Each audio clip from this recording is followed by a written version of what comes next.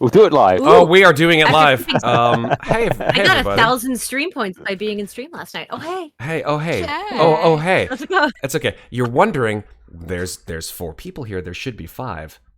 What happened? Are we live? Oh, hi. We are very much live. Yeah. Are we live? Hello. Yes, we're live. Just put my phone away. I like that. Yes, Megan no, I had like. the same moment I did 30 seconds later. It was great. I love the fact that Megan was Hey, like, guys. literally like checking her phone while we were. She's like, I'm a what? Oh shoot. Hello. Hello. Oh, shoot. Hello. So we're waiting for Maeve to come back. And I think I don't know. I'm taking the over under on when she's gonna actually show up in her seat. I'm thinking Another minute. I gave her a good minute. And You said 1 minute. I did. Unless there was a crisis somewhere. I mean, There she may has roommates. be. Somebody could have, There like, may be crises. I don't know, fallen down the stairs, broken a Oh, toe. God. Whoa! Wow. Dropped a plate. Oh, I don't know. okay. I'm That coming went. up with shit that would actually keep her from coming back to the screen immediately. Oh, there she comes. There she goes. comes. Okay. She's running back to her chair. Up, yep, oh! And hey, she's back. All There she right. is. All right. It's cool. That's cool. We vamped for a good 3 hours before you showed up, babe. So that's fine. Dude, I said I needed to be right back. Be right back is a very malleable phrase. That's all I have to say. I posted and everything in the chat. Oh well, that's. I said it. I posted it in the chat. You know I don't read, Maeve. Come on. Honestly, let's just level set here. I don't read. Not that I can't read. I just don't. I choose not You to. just don't. I just choose not to. Is Hey that why everybody. you never have her done it? Clearing that up, Hey, unlike Slices the and Dices fam. What's happening? It's Friday night. It's time for Ravenloft Domains of Dread. I hope you guys have had a great week. Yeah. Have you guys had a good week? I want to just do a temperature check. I think it's kind of hard to top last week. Oh, damn. I wonder what you're That's fine. talking about, Maeve. What are you talking about when you said last week? What happened last week? I mean, it was a good week. Oh. I mean, you don't have to be Oh, cryptic we and thought shit. it- You can just tell people what the hell Like happened. we thought it was about us, and way to burst our I bubble. guess not. I feel less important Just, now. yeah, nothing to do with us whatsoever. I mean, Well, technically, it was. I get. Yeah, Technically, mean, it was about it you. was good to meet. It was great. We missed you, Red. We did. Yeah. We did miss Yeah, you, we Red. did. If So- we could have bought you a plane ticket. Yeah, I was like, for those of you watching and stream who don't know what we're talking No idea. about. We had a Northeast Slices and Dices meetup last weekend. We did. We had our first, I would hope to say, annual adventure picnic, which I'm going to say it on stream because I didn't say it at the place. This was all organized by this lady right here to my I don't know right. what direction she's in. from She's me. Make it- directly to They're pointing at your me. That way. point to your left, I think. Sarah. Point to your left. It's across. Oh, it's God. over the rainbow this way to, Oh, to where yeah. Megan is. That way? Yeah, it was. That's right. You got it. Oh, Yeah. for sure. Above Top me, right okay. corner. She's right above you. God, it's like the worst Brady Bunch episode ever. Listen, Megan had a lot to do with it. Thank you so much, Megan, for putting that together. I think it was really fun. We had a whole bunch of people. It We had was fun. 10 or 11 Yeah. people, all in all, fun. from all over. I can say this, all over the country, come to New York for Slices Yeah, baby. for Adventure Picnic. And hopefully next year we get to do it outside because although it was kind of a Yeah. gloomy day, we did get to Hopefully. sort of spend most of it at a local gaming store and drink and have fun and play crazy games and maybe Can we next ha- year more people from chat or our Discord community, if you so desire, can join us at the closest Oh yeah. possible conjunction point. Everybody is invited. Indeed. So until we see each It was so other much again in person, that was a lot of fun and we had a great old time.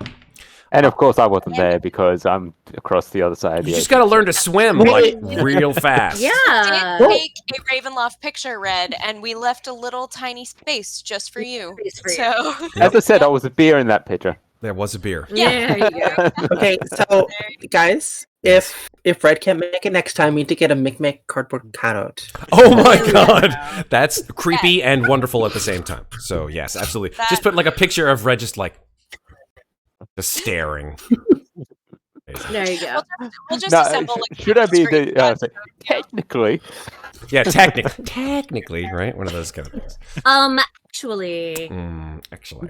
All right, so what do you say we get started with some game time? Yes, we've had enough chat time. Let's get started on tonight's episode, which is episode 39. 39. We finally we're getting close to the 40 point. And you know what they say, once you go past 40, it's all downhill from there. It's all downhill That's from there. real close. Yes.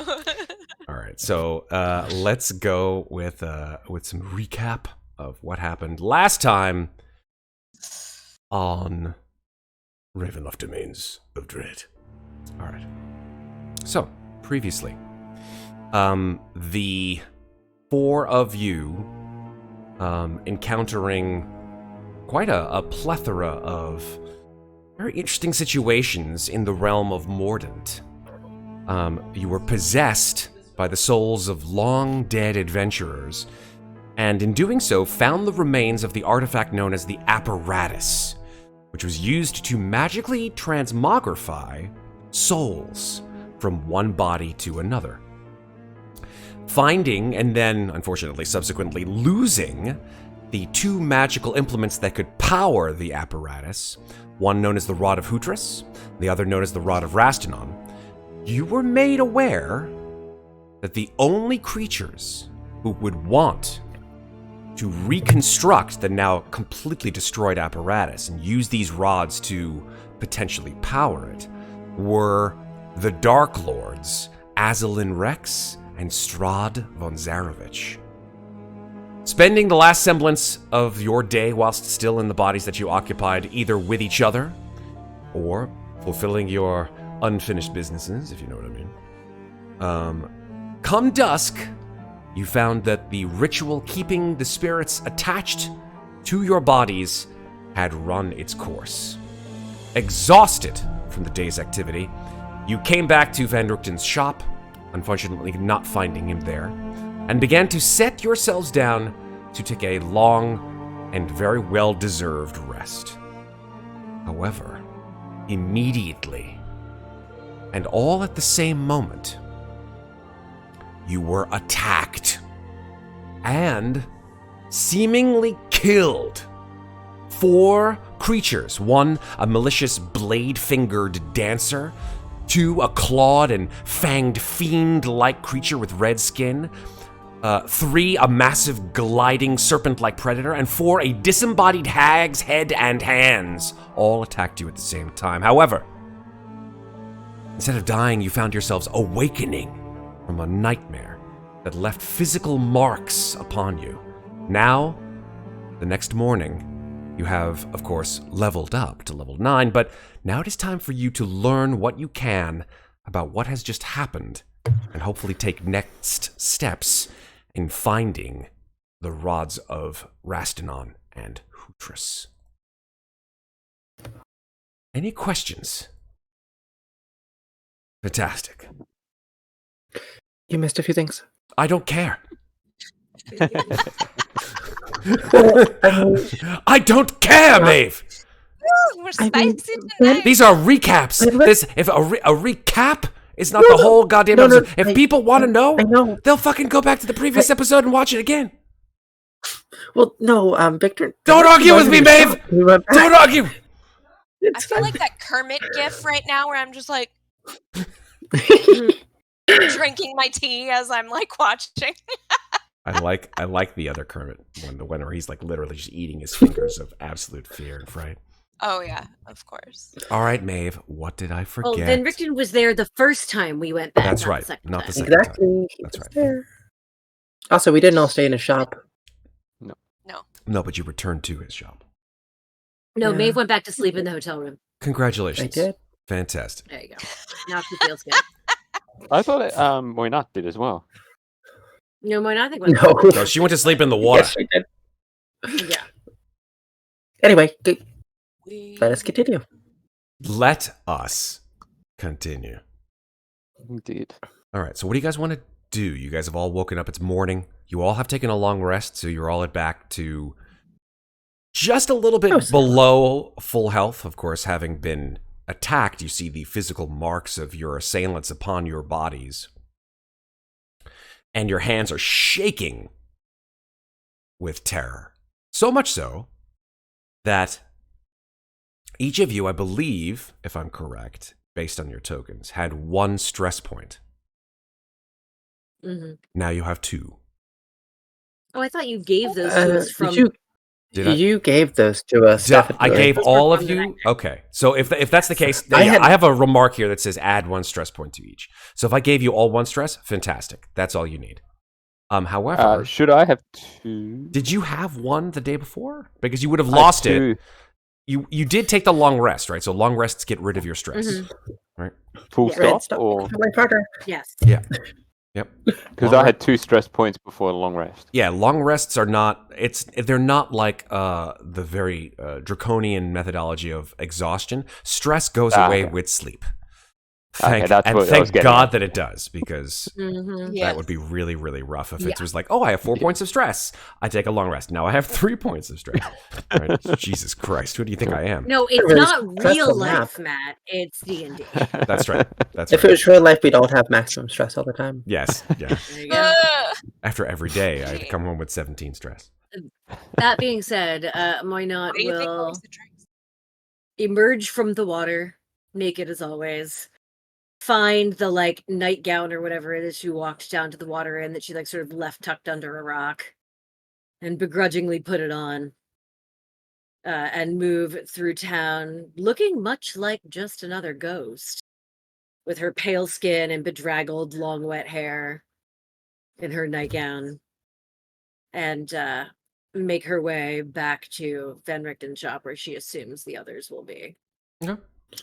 Probably munching on a fish that she caught in the water on the way out, per her use. Delicious. How about the It rest of you? is. Louisa I was is going to sitting say. at whatever. Ooh. You go, Ben. You go, Louisa.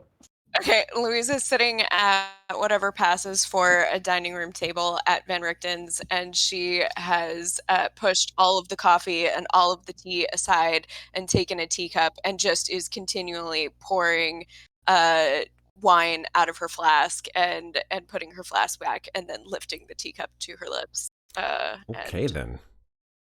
starting out the morning with a chase away level set. So, and she's not talking much. She's just drinking. Yeah. Louise is drinking. Moynot is unnerving townsfolk. Sounds like the average day. I mean, you're not wrong. You're not wrong. Mikmick, what are you up to? Well, I think I should make the trifecta of what Mikmick would be doing is trying to figure out what this creature that attacked him in the middle of the night was. Okay. I would say you could make an Arcana check. Arcana check? Okay.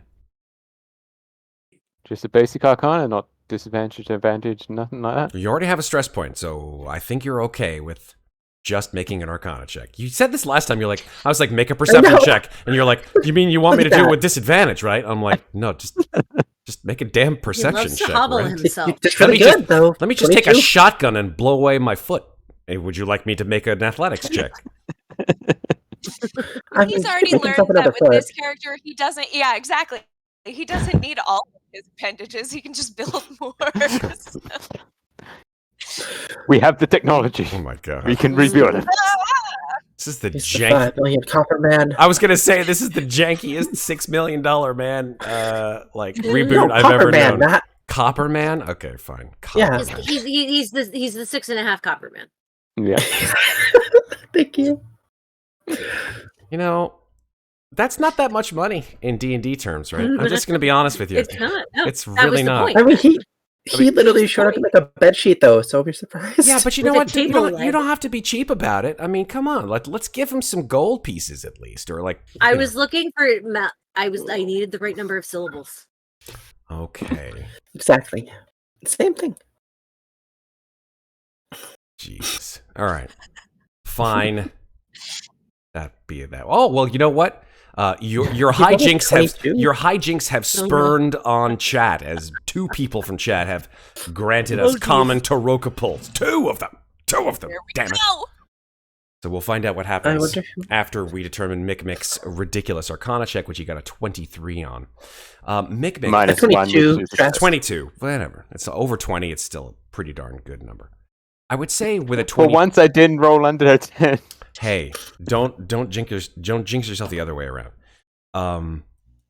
With a 22, I think that you know that the creature that attacked you in the night, which was this sort of just fang-toothed, fiendish, red-skinned, cackling monstrosity, 7.5 feet tall. Nothing that you have ever seen. Maybe the closest thing that you could have ever seen was something in a book of fiends, maybe? Some kind of a devil or a demon?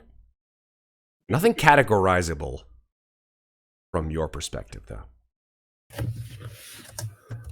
From something from one of the houses. Sure. Let's call that Yeah. what you surmise. Yeah. Okay. Fair enough. Let's go now with what Louisa... Well, Louisa's already spoken, and Amnestria, you haven't yet spoken as to us. What are you thinking? What are you doing?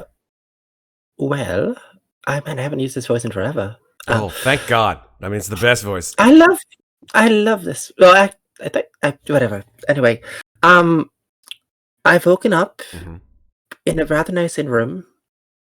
I'm rather confused how I got here. I'm bleeding, which is not new for me, but I'm going to spend a little bit of time bandaging my wound, putting on a loosely fit tunic, because I don't want to stain my nice clothes yet. And then I'm going to try to figure out where my friends are. Fair. All right. No worries. And also find out if this room is actually paid for or not. I don't Well, there's fucking no know. way to find about it, so unless you go downstairs. It's the goal. I get there. Cool. Okay. There's a lot of noise in my house tonight. I don't know what's going on with there. Lots of... Someone bought a It's clapper. a long weekend. There's a loud clapper somewhere. All right, so here we go. We've got our... Well, at common- least no lights are going off when he's doing that. I'm all right with that. Lights go on and off. I have no problem as long as I don't know they're going on and off. Jeez. Clap on, clap off. I mean, maybe I should get one of those. I like the clapper. My grandmother used to put her Christmas tree lights on a clapper. It was much hilarity ensued. Oh yeah. That's really good. Let's do the comment to Roka pulls. This one is a pull for Louisa from Oh, JF boy. Messon with love. He says for Louisa, Taroka and tea, quote unquote. Didn't you learn your lesson last time, old man? Oh damn! I feel And like then the she's- other one is roll a Okay. d4. and the other one is D4. So He's let's, younger- let's do Louisa he's first. Younger than I am, so. Oh, old man. I get it. Let's go. All right. By the way, Sarah, you probably want to change your character's name from Adir back to your standard. Oh, I character. did change it to Moynant. Did it switch itself Nice. again? No. I mean, not your character, like your name. In Oh, Roll20. my name in the bottom of roll 20. Roger that. Oh, yes. I should do the same thing. You I'm should. not Ginnifer right now. You are not Ginnifer right now. All right. So, Megan, I've gone ahead and given you your card. Let's see what you got here. Okay. Okay. Let's blow it up. Blow it up. The guild member. We have not had this one. Episode 39, guys, and I think I finally remember how to spell my character's name. Good job. Yay! I don't. Dude, it's a real Gaelic name. It has taken me a long time to remember how to spell. The guild member. So you either have not had it, We haven't. or you have never accepted it. He does not look familiar. I don't think we've had him. I've Oh, I don't think so never either. seen him before. Let me just shift Z him and let's see what he looks like. Here we go. Nice. Yeah, Pretty never cool. seen this I guy. feel like money is involved in this. Let me go ahead Money. and switch over to our. Oh, him. There he is. There's the Some guild sort of member. like. It's like he's like, I don't know what he's doing. He's like pounding out coins on Like-minded an anvil. individuals join together at a common goal, pride in one's work. I didn't I know. think Mikmick is technically the only guild member. This is true. This is very, very true. All right. So what do we have? We have the guild member. Here we go. God, Let me I'm read part of the this. Merry Murderers Guild.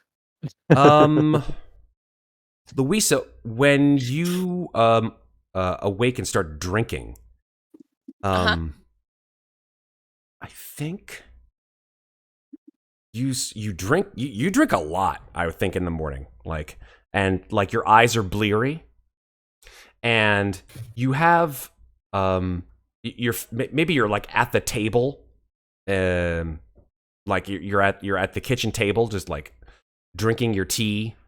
No one's in the room with you though, right? I don't think so. Cool. So your head sort of sinks down into your hands. Your head is pounding. It's throbbing, especially where this horrific hag-like creature just smothered you to death around your face. You feel like the muscles and bones around your face are just absolutely throbbing with pain. And so your head sort of sinks down to the table, and you hit your head against the table with a thump. Ow. And then when you say "ow," you hear a voice that says, "Oh, that must have hurt." Did not feel pleasant. That's for sure. Wait, what? Who? You sit up and look up, and there is now someone sitting at the table next to you. This man is sort of a portly gentleman. He's wearing a white, let's call it what it is, a fluffy shirt with sort of frills all around the neck and the sleeves. He is very much not dead. He is not a ghost. He is a human being. And he, his face is pockmarked. He has a couple of small lines, perhaps scars, around his head, and his eyes are crystal blue. And he says, "You know, drinking is really bad for people like you who are very good at their job. Don't you think? Sort of dulls your senses." Actually, my job is kind of very much connected to my drinking. It makes me better at it, I think. Why do you care? Are you a pirate? What's with the shirt? I get that a lot. No, not a pirate. But I'm a member of shall we say, a very important organization. And we've been keeping an eye on you and your friends for quite a while now. Trolling here, there, and everywhere. I'd like to make you an offer, if I may. He smiles, and you see that he's got like 2 or 3 missing teeth and 4 or 5 gold teeth. I'm listening, I guess. He says, "My friends and I feel that you have quite a lot of promise. And it's very likely that if you, and only you, join our little conglomerate, that maybe we could be of use to you at a certain time that you call for us." What does that mean? It means that aid will be there when you need it.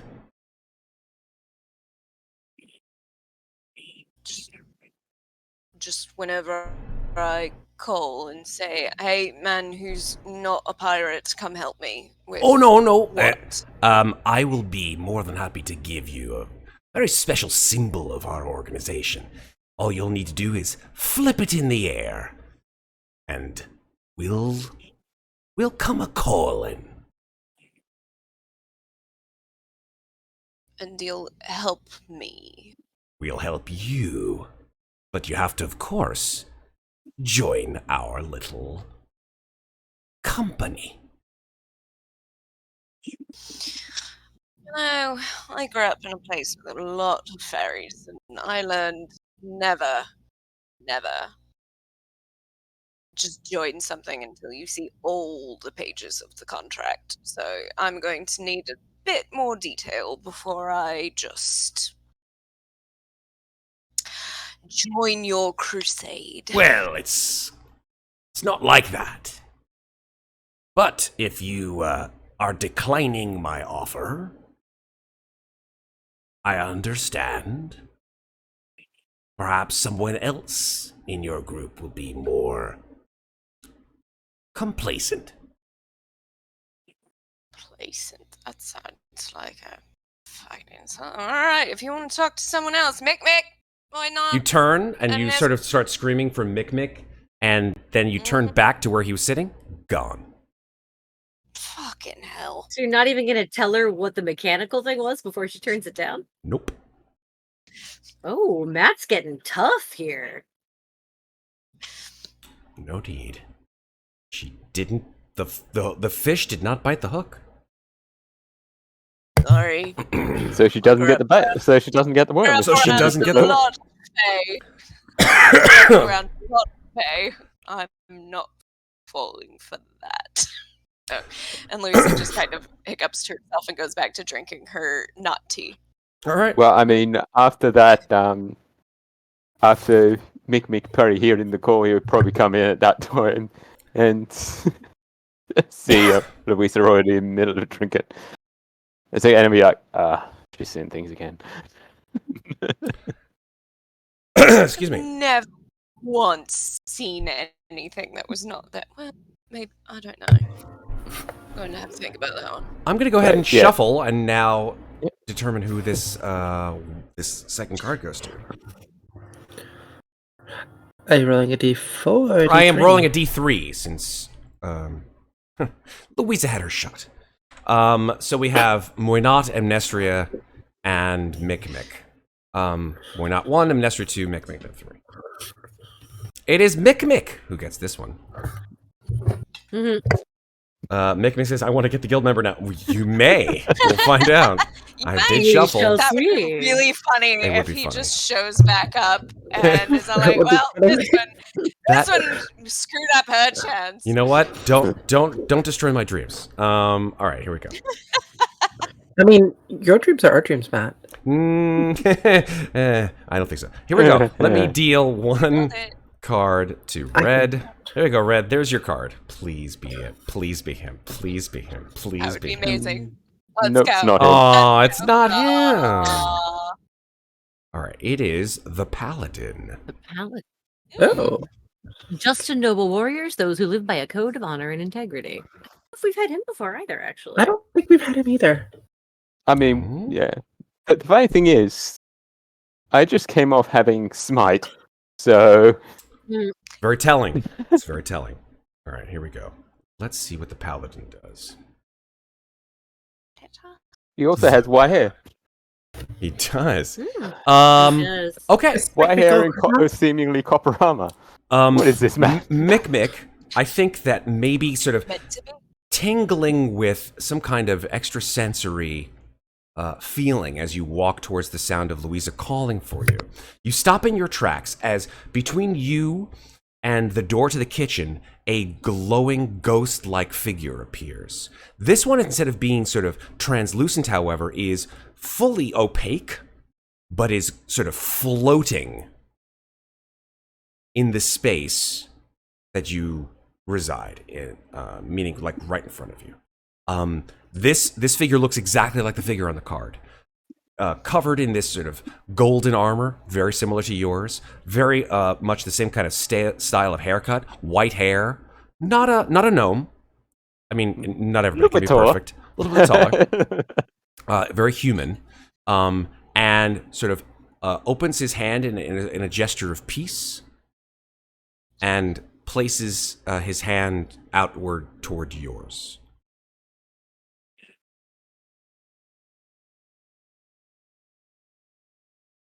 And without Mikmick reaches out his hand, grabs hold of the seemingly noble man, and say, I don't think I've seen you around before. Yeah, when you grasp his hand, this sort of power, electricity surges through you. You feel your heart just, it feels like it's like growing within your chest. And as soon as this figure has appeared to you, there's a brilliant white light, and you stagger to your knees. There's a flash, a blinding flash, and this figure disappears.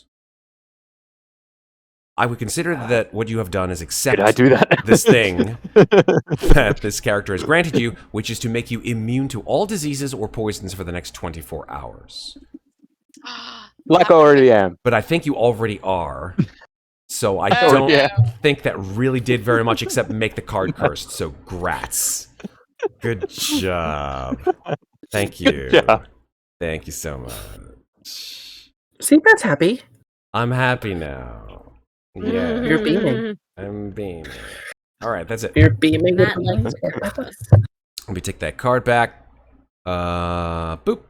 And I'll put it back in the deck later. Actually, I think I'm just resistant to diseases. Oh, well, that's Yeah. even. So now you're twice the man you used to be. Mm, Yeah, I've got advantage against disease and being poisoned. Cool. So now you're immune. Not immunity. nice. Okay, well there you go. Then it still helps. Eat hails. Boosted it up a Now little it's going bit. to be an all RP session. You're welcome. I mean, listen. I'm The way you I'm guys assuming roll, that's for 24 hours. it is for 24 hours. That's correct. Yeah. All right. So, disease and poison? Or... Disease and poison. Would have been useful if that guy could have shown up in Lilmornia. Yeah, right? Yeah. Was waiting for someone to say it. Was waiting for someone. But then everyone else would have been diseased and you wouldn't be. So, like, you'd be I like, mean- I don't know what's your problem, Fun- folks. This is a beautiful I mean- I place. feel fine. Yeah, I mean, It's me and Moynot lasted a long time without diseases, I think. You lasted about 75% of the way through Lamortia without a disease. Yeah. Which is pretty good. I'd say that's... We weren't touching Yeah, stupid really- shit, it was fine. And then the stupid shit That touching feels began. like a very pointed attack. no. Ooh, ooh. Ooh, I want to touch it. I want to touch it. Well, no, Amnestria Alright. doesn't fuck with bodies. It's fine. That's fine. A So I wise was like, person. oh, let's hit their pockets. And it's like, okay, sure. What, now that you guys are all sort of recollected of a sort, what, where are you? I know that Louisa and Mikmick are still at Van Richten's shop. Amnestria, you're still at the hotel, but you're about to exit to go find your compatriots in Moynot. You're walking down the street with a fish in your hand, right? Yeah. Well, in my hand and my teeth. Yes. You have a fish in your inventory. I There eat a is fish, a fish. like corn on the cob. Yes. There's always fish in my inventory. Yeah, I'm making my way back, assuming that everyone is either at Van Richten's or will converge there eventually. It's a gloomy morning in Mordant. It's not mist-laden like Barovia, and it's not dark as or as icy as Lamortia is. But it is a fog enclosed land where the mists may not be alive, but nothing else is anyway. So that's Mordant for you. Let's see. Who would be the one to see this first? Also, upon seeing Louisa already drunk in the morning, he You makes also a see second her choice terrible- about giving her the quote unquote alchemy jug he's made for her. That's right, you made an alchemy jug. You also see that her face and like the top of her throat and everything is like covered in these like massive, terrible bruises. Mm-hmm.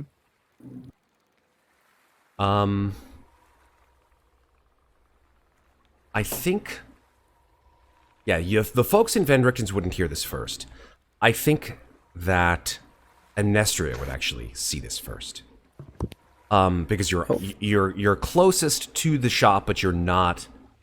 But you're on the street, so you're walking towards Van Richten's shop, and out of the fog of the early morning, you see a brightly covered carriage, brightly colored carriage, and it reminds you distinctly of the Vistani Vardos. Oh. Thought it was in Strahd. Me too. And I was like, God damn Now, it, I don't know myself. Strahd's carriage was midnight black, drawn by several very, very dark horses. But this one is definitely different. The Vardos are wider, they're shorter, they're very brightly colored, and covered with lots of beautiful illustrations and designs. And the horses that pull this particular cart are beautiful chestnut mares. Are they stopped nearby, or are they passing by? They pass by you from behind.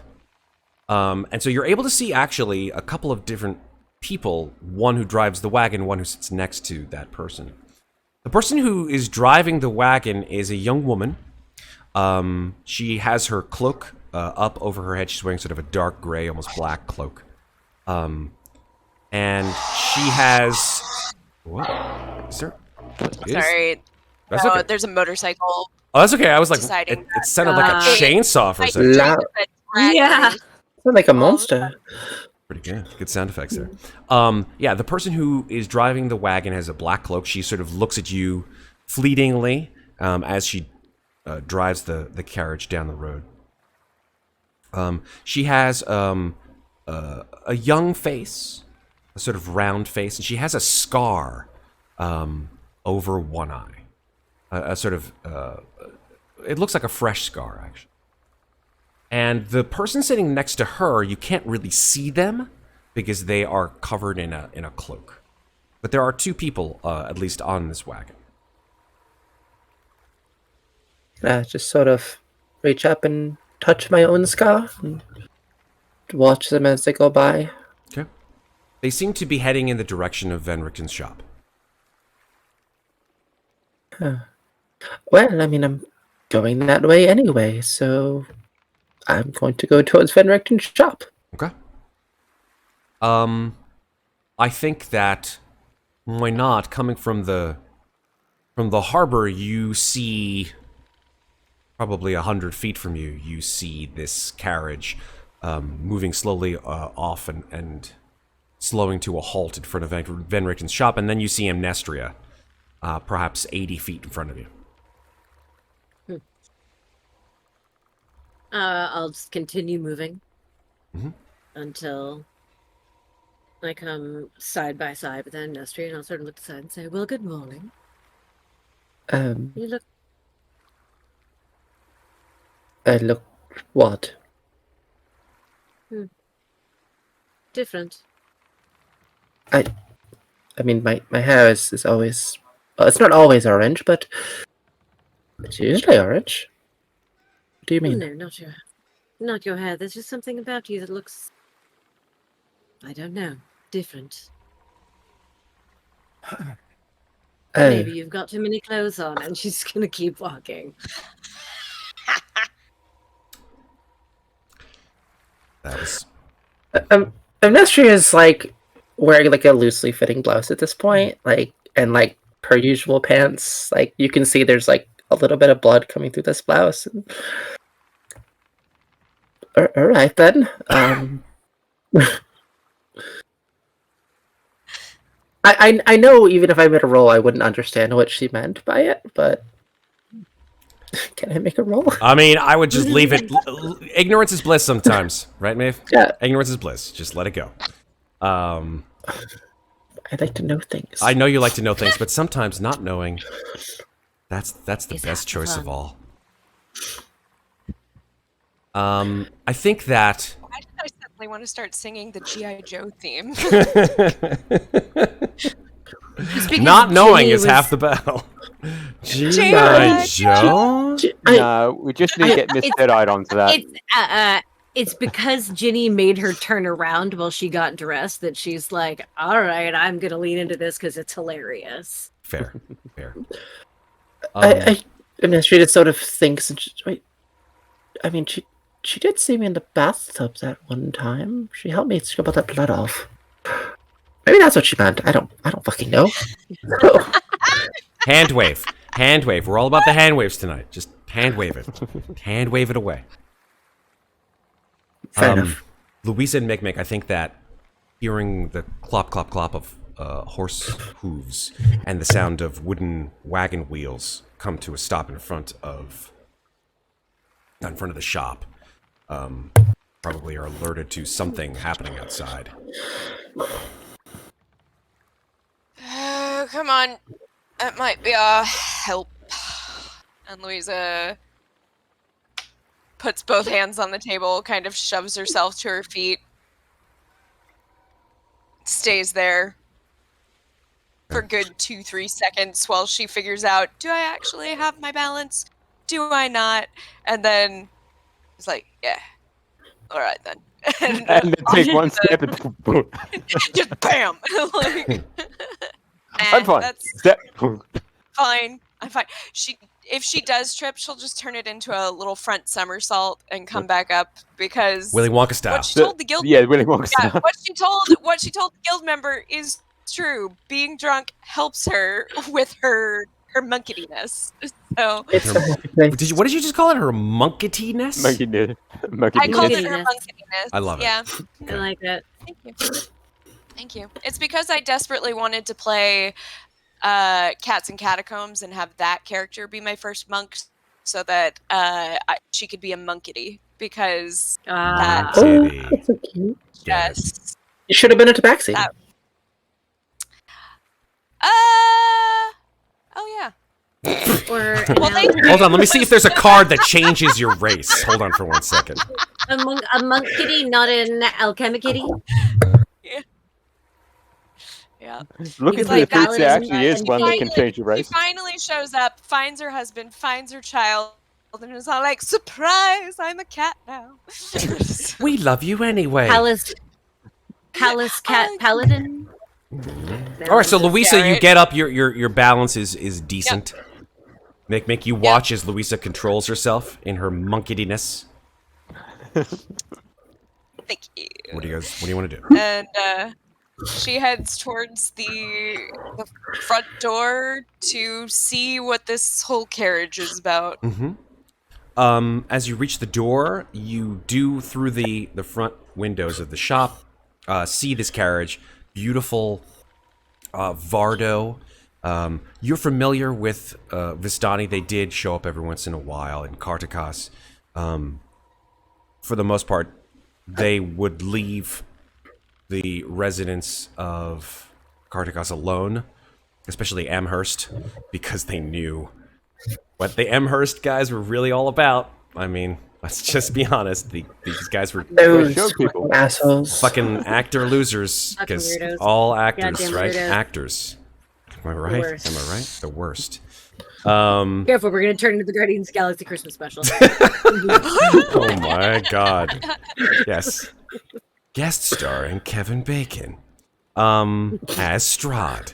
The Oh Hey! I Hey, would I'm love Strahd! that. no! Kevin Bacon. I would Let's love that. dance! Alright, the carriage comes to a stop, and you see two figures descending from the top of the carriage. Do either of them look like Cabe? No, they do not. I mean, they don't look like Cabe in the sense that they are not halflings. Okay. Both of them are wearing dark cloaks, which contrasts to the vibrant colors which are shown on the outside of the wagon. As Louisa goes to open the door, she's just going to kind of shout over her shoulder, "Cabe, Van Richten, we have visitors." Oh god, that hurt my head. What did I do? What have I just done? Cabe calls from where they were sleeping upstairs. It says, "Ow! Ow! My neck! Ow! I think I slept in the... Ah!" And then you just hear, like, a huge crack. And Cabe sort of hobbles up to the stair railing. And you see that Cabe's hair is all over the place. Just, like, bags under their eyes. Hair is all out of place. Wearing this sort of black leather jerkin. And then sort of looks down through the windows at the Vardo and says, "What are they?" And immediately, without any kind of impetus, just sobers up and starts just barreling down the stairs. Van Richten does not respond because he is not there. Good riddance. Hey, Why not strolls up in her nightgown with her fish, or what's left of it at this point? She's probably She, eaten like- half of it on her way there, and sees Louisa in the doorway, looks at the Vardo, and says, "Seems a bit early, but what have I missed?" when I like your wagon. When you say that, the two figures sort of, one looks at Amnestria when she says, I like your wagon. The other one looks at Muadnhait when she says, what have I missed? And now you can see plainly their faces. The face of the person who you saw originally, Amnestria, is now aimed at Muadnhait, and the person who you did not see, Amnestria, is now aimed at you. So you can see who this person is. So, Muadnhait, you now see the face of a young woman, probably in her either late teens or early 20s. She has a dark cloak bundled around her frame.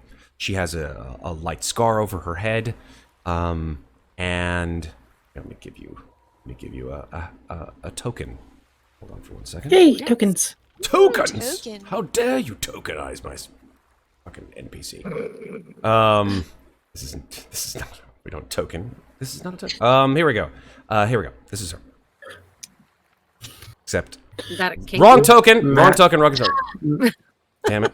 Fucking token. Give me 1 I second. want a Kenku. Yes, definitely a token. Matt and his token jokes. Let me remove that token. Yeah. Give me 1 second to put the right token on the board. Apologies. What is your size? Okay. There we go. That's not it. That's it. There we go. And we put this on the right layer. Come on, layer. There we go. Token layer. There we go. All right. There we go. In fact, Can you let me. make her a little larger? Yeah. There we go. Oh my god, she's Thank adorable. you. Cute. She's very Look cute. at those ears. Oh, yeah. I'll shift Z. There we go. I want to find out Adorbs. whoever made this art, and I want my character like this. That's so cute. Sorry, the scar is under her eye, not above her eye. Beg your pardon. It's fine. She's So got cute. big brown eyes. She looks at you, sort of smiles, and she says, we made it. Awesome. Ez? And she turns and says the word Ez to the other person who is now staring at Amnestria. Amnestria, you see a person whose curly, light brown hair sort of funnels out of this cloak that she's wearing. And as she withdraws her hood, you see that it's just hair for, not as much as, say, Muadnhait, but it's all curls. It's all like lustrous brown curls, framing a very serious face that is, whose hair has been essentially contained by a richly vibrant red headband. I'm also going to give another token. Let me put this one on the board. There we go.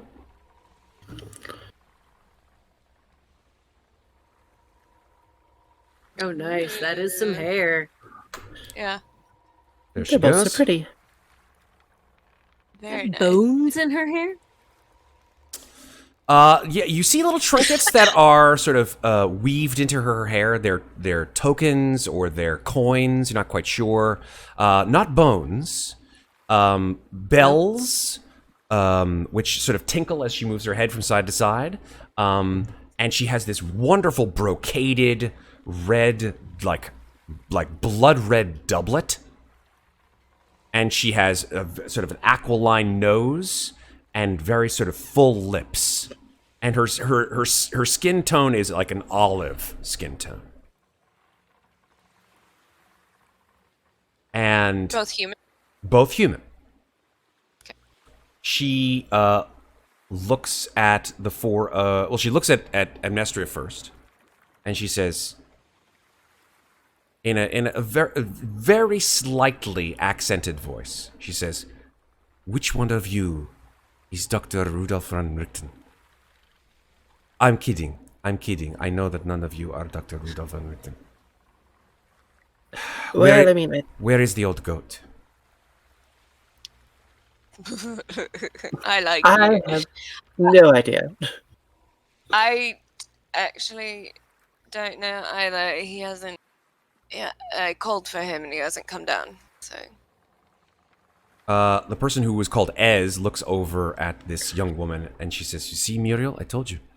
He's off on one of his little hunting trips."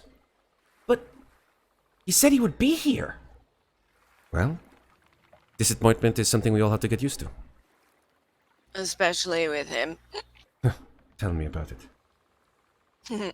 I definitely like you. I do not even know you. I'm Louisa. Hello. It is a pleasure to meet you. Louisa sticks out her hand. She doesn't to- take your hand. She simply just like nods her head in a curt nod. She says, "My name is Ez Davenir. This is my traveling companion, Muriel Martikov." Ez. Ez. Muriel. Nice. Ez. That is correct. Just Ez. Nice to meet you both. I'm going in to change and brush my hair. It's not my Okay. house, but you're welcome. You're welcome to come in if you like. Why not? I'll say. I think at that point, Cabe probably sees these two visitors and says, "Holy shit! As I live and breathe, it's fucking Muriel Martikov." And he just sprints out the door, opens their hands, and gives this young girl, Muriel, a gigantic hug. And she's like, "Whoa! Cabe, I haven't seen you forever." I know. I'm just, I'm working for the big man. Atlantic Ray. He's amazing. Oh, well, that's cool. We just came from there. He seems kind of cool, real smart. Yeah, super smart, super talented, like the best detective in the whole world. Okay. Well, we kind of need to talk to the doctor. Is he around? I have no idea where he is. These folks, we've been traveling around lots of places, and well, they've kind of been helping Alanik and Dr. Van Richten with a super secret mission. Van Richten P. Looks over at Amnestria as Amnestria mutters something. What was that? I'm just trying to think if I might know where to find him, that's all. When he did raise me, I imagine I know the places he frequents. Ez looks over at you, Amnestria, and says, "He raised you?" Yes, he did. I am so very And- sorry. I mean, he's not so bad. He's... Forgive her. She knows not what she says. Has anyone seen the tiny one? And Moyna's just going to go in the house and look for me. He's back there by the breakfast nook. You can't miss him. And Louisa just sits down on the porch steps because she's been seeing drama, and so she just starts watching what's happening with the people that have shown up. Okay. Well, thank you for inviting us in. We will be more than happy to await the doctor's return. Chance he was murdered in his sleep. Maybe someone should check his bedroom. When you say I would murdered actually- in his sleep, they look at each other. Just I would briefly. actually say it's very unlikely he's been murdered in his sleep. He's incredibly stubborn, I'm sure you know. Very much so. He's... Death comes for everyone eventually. Yeah. Excuse me. Muriel Could sort I- of looks at you, Louise, and says, "Are you okay?" No. But thank you for asking. You're very sweet. Muriel or Muriel? Muriel. Muriel. Okay. Got it. It's very pretty. Louisa, what the hell happened to your neck? Oh. Did we get in I- a fight recently? Well, it wasn't so much a fight as it is my dreams. Sometimes when I dream, there's like certain parts of the dream that come true. It's very strange, and I haven't quite figured out like the knack of it and everything. That's where my necklace came from. Dreamt about dragons. One day, necklace, boom, shows up. Same stone as the same color as the dragons. Don't know why, but hey, brought me good luck. Still, but no, it's so I had a dream about this like really as a hag, she had the worst teeth you have ever seen in your entire life, and yeah, I couldn't really move. It was like that, like, have you ever had sleep paralysis? It's very frightening whenever it happens. Do not recommend. But yeah, and then she like smothered me in my sleep, and I woke up with these, and I just have to assume that it's because sometimes portions of my dream come true, and here we are. So, So fun. you had a dream, and things appeared, but also you had a dream and you were strangled? I'm really Smothered, strangled. It did not feel pleasant. Sometimes I've heard people say that sometimes those things are pleasant, and yeah, just What no is fun. today? Hell if I know. Roll a d7. Are you I've asking already me lost to roll 10 a years, d7? and you're asking me what day it is? I have no idea. Unfortunately, none of us have keen mind. But True. It's true. Oh, that's a D&D joke if ever I heard one. Good job, Red. Yeah, right? I'm just And no one has rather keen mind. I'm like, what?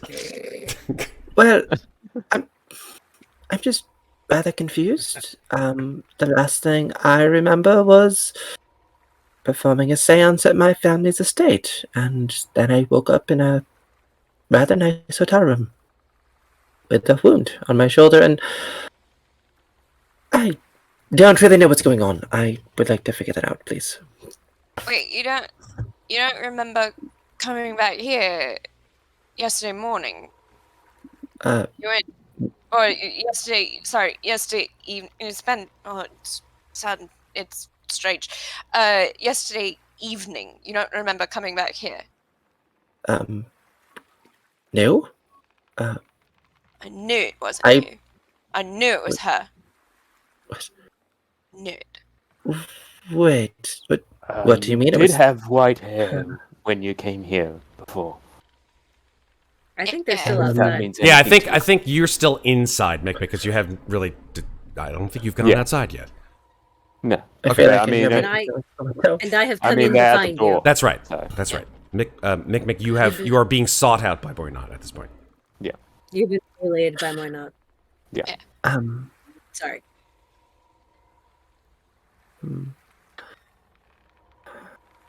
It was the other one. Ginnifer. I know that now. I thought maybe last night that She- it was her, but I wasn't sure. It was like just like little something like niggling at the back of my mind. But if you don't remember anything until you woke up this morning, it was definitely her. You need to watch yourself because that's happening more often.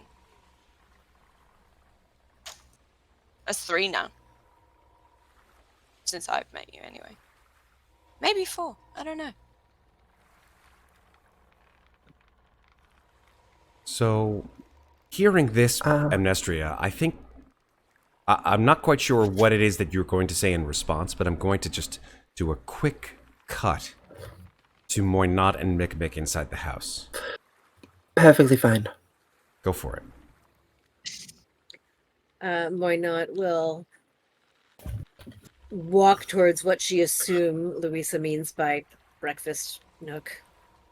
And upon finding Mikmick, will plunk down the remainder of her probably 3/4 eaten fish on the table. Say, tiny one, I could use your assistance. When I woke last night, I had these, and I don't know what they are. Wondered if perhaps you could do that thing you do where you tell me what things are. And she lays down the heirloom bracelet and the vambrace. As you lay down the heirloom bracelet and the vambrace, Moynot, your hands, if you remember, have little mouths on them.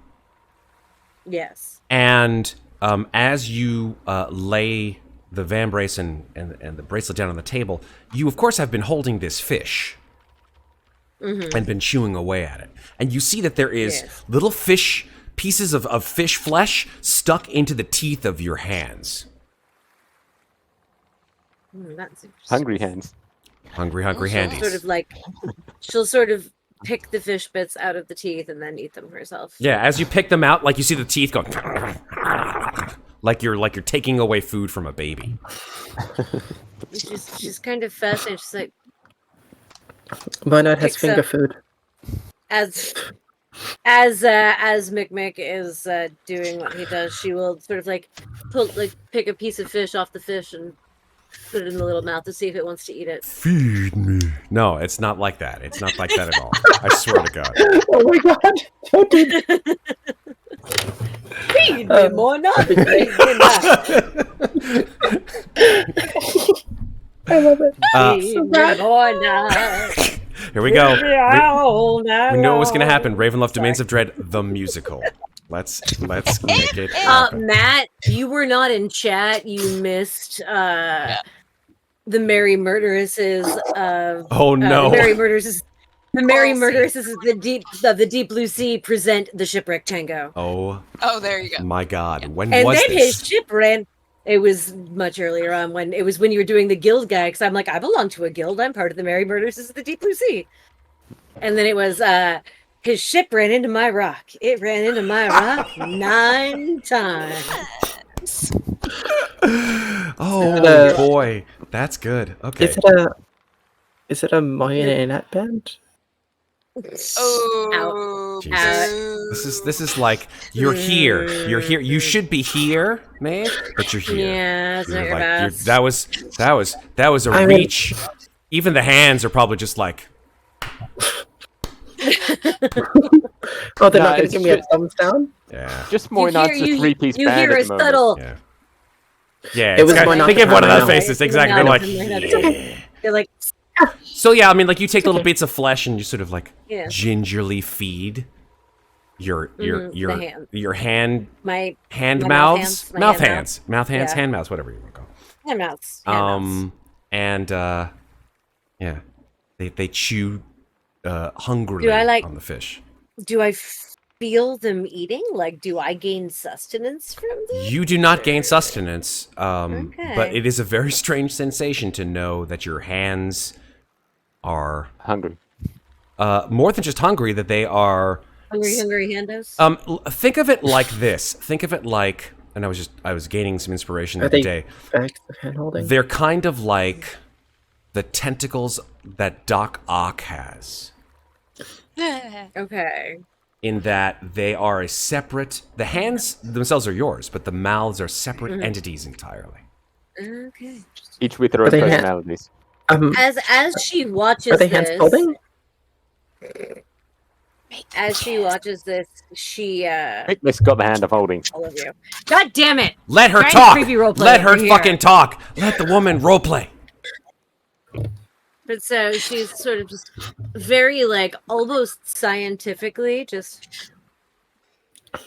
Well, that is interesting. And she like is looking at that, and she remembers when Louisa fed her hand wine, and she's like, "I feel like this could be very useful." And then starts wondering to herself if Amnestria has any bite marks on. I did not think about that. Oh my god. I guess that is up. I thought it. I didn't say it. That- I did think that I didn't say just it. thought of it right now. Wow. Okay. I'm gonna have to give that one some off. What do they call that? Off-camera we're gonna- consideration. We're gonna take that offline. Yeah. Yeah. Okay, Sarah, that's just fine. so We you can know, keep it offline. the only thing that's going through my mind right now is how much I desperately want to give your hands, each of your hands, a single piece of spaghetti and watch them. That's all I can think about right now. Well, Oh my god. I'm willing to bet that eventually they're going to have to be fed, and if they don't get fed, maybe they'll start fighting over my fish. Ooh. Now, if we take a loaf of bread and we just put it in the center, just watch you. It's like a magic trick. You can just make Matt it. is going to regret giving me this curse. I regret everything all the time, every day that I play this game with you folks. I regret it. Yeah, guys, D&D is like really serious, love and we all you, take it so- really seriously all the time. There is no fuckery at this table. None. No, but exactly. at all. Fuckery We're is what, definitely listen, not. fuckery is what it's all about. All right, that's all I gotta say.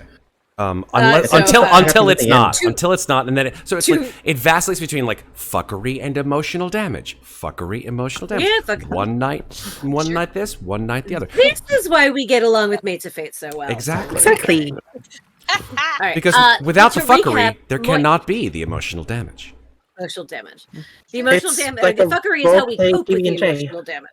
You gotta have the highs so you Uh, can feel the lows, man. Right on. Yeah. So Moynat has essentially asked Mikmick to identify the vambrace and the heirloom bracelet that she woke up wearing, and is now feeding her hand mouths. Okay. Little Well, bits of before Mikmick starts to identify, and while Moynat's feeding her hands, Mikmick's going to try and get her attention, and just say, Moynat, I found some extra items on me after coming back, and I was wondering if you would like one of them. And he searches into the inventory and pulls out the holy symbol of Valcor and presents it to Moynat and said, from what I've been able to figure out, this is a holy symbol of a god of the seas. I thought it may be more your kind of stuff. Moynat sort of looks at it. Just, yes. I've seen many men who wore this. They're all dead.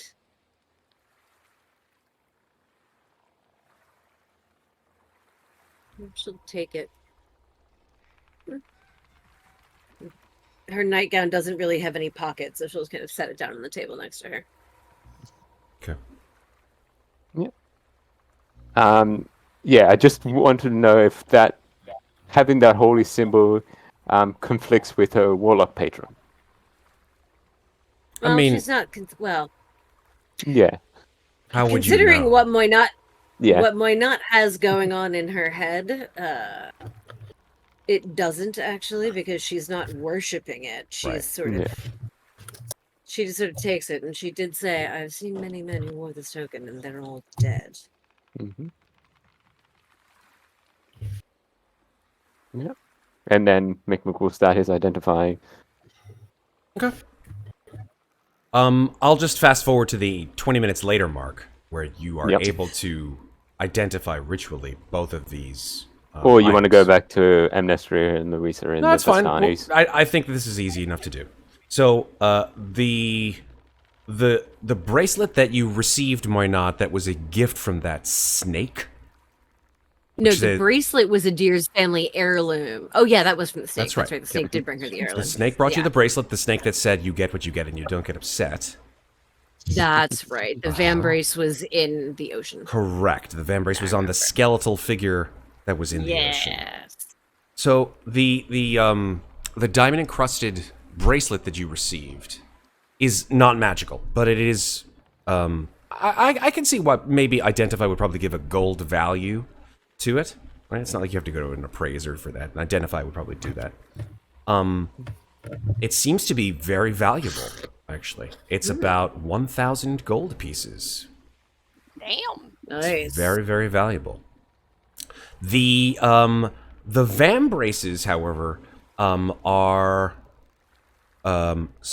they seem to be called spectral vambraces. Let me get the exact name of what it is that they do. I believe that they do some things which are kind of cool. This does. They sound do. cool. Yes. Sorry, I just had to. Spectral vambraces, children. they are essentially function as bracers of defense. So you can look that up Nice.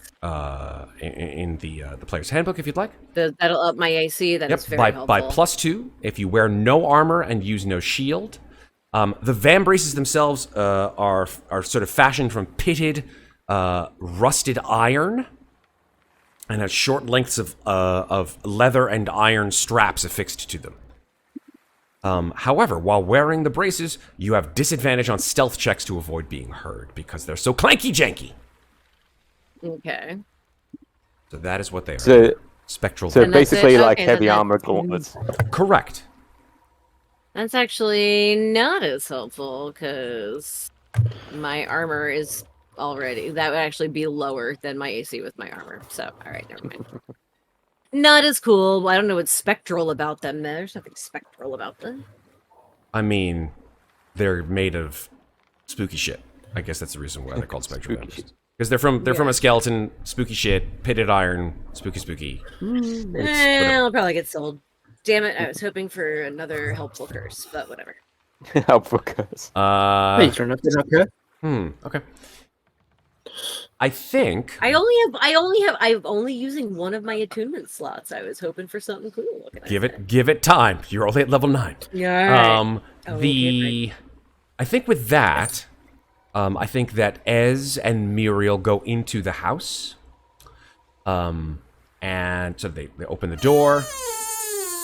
Oh God! Opens. You have a door squeaks. sound? Sorry, did I? Oh yeah, I have lots of sounds.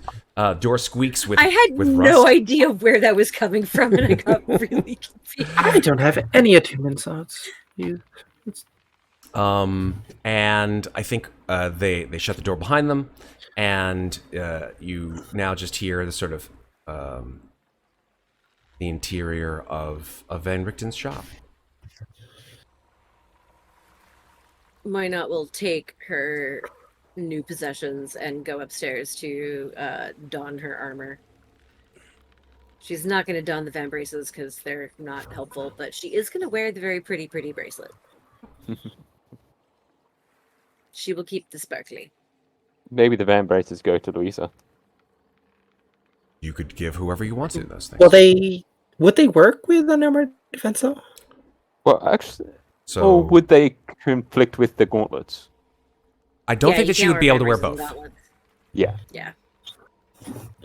You can give them to And someone who as we needs a real established, good armor bonus, like I don't Gauntlets know. are not coming off. Yes, no the matter gauntlets- how hard Yeah, no. she tries. That is true. Oh, that's a good point. I didn't think about that. We haven't talked about you and the gauntlets for a while. For at least a day, All actually. I know is my hands are blue. Oh no. Yeah, it's a new day. It's a new dawn. I guess New life. Dawn of a for- new day. Sorry. you that's fine. 72 hours remain. You I think Louisa, maybe your stupor wears off a bit. And you notice that the blue tint of your skin unfortunately has grown. Now the skin has grown blue all the way up to your shoulders.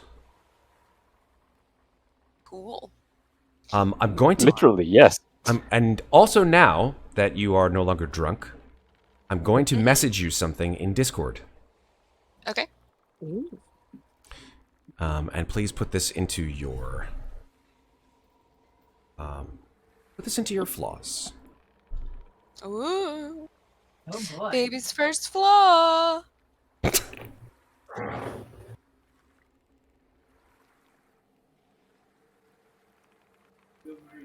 Well, we can't give Amnestria all the flaws, can we?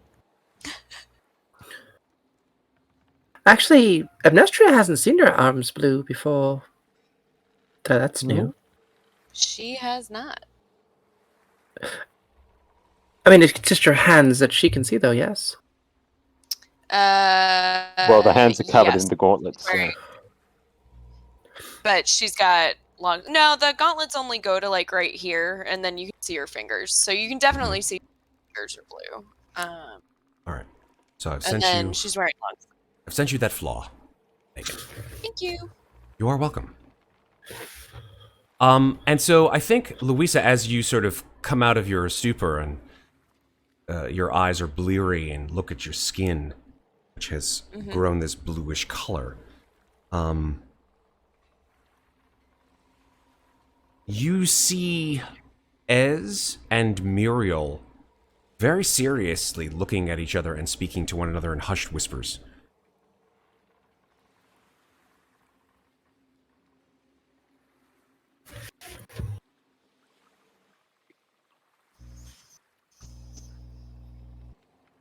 Moynot will come back downstairs relatively quickly. It doesn't take that long to put on leather armor. Okay. Yeah. I mean, Amnestria it's only light armor, isn't it? That takes like 5 minutes, I think. Something like that, yeah. Amnestria is sort of sitting in the room nearby, just arm, like head on arm, just sort of like thinking to herself. What are you thinking? Well, I imagine Amnestria probably didn't say much after Louisa mentioned that she wasn't herself. So I feel like she's trying to like wrap her head around that. Mm-hmm. Because she doesn't remember anything from the night before, so No. I guess she's trying to like piece together what it means. Trying to see if like she has any other gaps in her memory that she can recall. You can make either a history check or a wisdom saving throw. Your choice.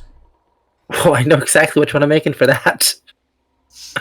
Because I am fucking terrible at wisdom. Well, you clearly didn't listen to Sarah. But whatever. Oops. You said history? History check. Could I give her an extra You have D? no idea what she's doing. Okay. She's sitting there in contemplation. Okay. Why am I not seeing history on this damn list? Wait. History. It starts with H. I could have... No, I just could have sworn Amnestria had Or something if you're for British, history, it but- starts with I. Hello, history. Hello, Mary Poppins. Shoot me. Shoot me now. Oh, I guess I'm wrong. Never mind then. I thought she had a There we decent go. history, but A I'm wrong. 12. Yeah, with a 12, I don't believe you really can determine what it is that you don't remember from last night. Putting the pieces together at this point is tough, Amnestria. Maybe you need a little time to reminisce. All right then. I'm going to continue to stew here for a minute then. Okay, stew away. Let people do the thing. I think, Louisa, as you watch these two folks sort of whispering to one another, one of them says something, but I want to see, you have a very high passive perception. I remember that. Mm-hmm. I can also read lips because I have the observant feat. Oh, snap. You know. So as long as they are speaking a language that I am speaking, or that Yeah. I know, Yeah. then They're I don't speaking in hear common. them as long. They're speaking in common. Then I know exactly what they're talking about. I love it. Okay. Or you can guesstimate. Oh, no, she reads lips, so she knows exactly what they're saying. Exactly. Yeah, So that's the feat. you stare across the span of room towards these two. And Ez says, Should we talk to them about it? It seems that whatever is happening here too. To them? And Muriel says, I don't know, this is really strange, and Dr. Van Richten's not here? I feel very uncomfortable talking to them about it without him in, at least to tell us what to do. He will eventually show up. He moves around from place to place. But if it is as serious as we think that it is, we should talk to them about it. Well, you're going to be the one to bring it up, not me. Very well. Such a Martikov. I'll take that to be not an insult. That's what she says. Well, that's what they both say. Okay. Should I gather the rest of the group? It seems as if you might have news to share. They sort of like look over at you across the room. You have very finely tuned ears. I just assume you would not have come all this way if you did not have news to share. We did not wish to impart it to you without the doctor present, but we will do so. Please call your compatriots. Of course. Louisa will, instead of just yelling for them, she'll go upstairs. Moynot's on her way Moynot. down at this point, I Yeah. think. Louisa also, though, like, after she made the offhand comment about Van Richten being murdered in his bed and then realizing, oh yeah, something did attack me in my sleep last night. Like, she's kind of going to go over to wherever she assumes his bedroom is very quickly and just try to open the door, knock, check on him. It's locked. Be like, are you really not in here? It's locked. It is. Yeah, well, all right then. In case you can hear me, there are people downstairs and they have news for us and they would rather tell it to you. Nothing? No, All right. nothing from She'll either go door. No. downstairs. Okay. And there's no sound from within the door that she can hear or anything. You can make a concerted perception check to listen behind the door. Okay. 11. 10. Wow. That's very unlike you, Louisa.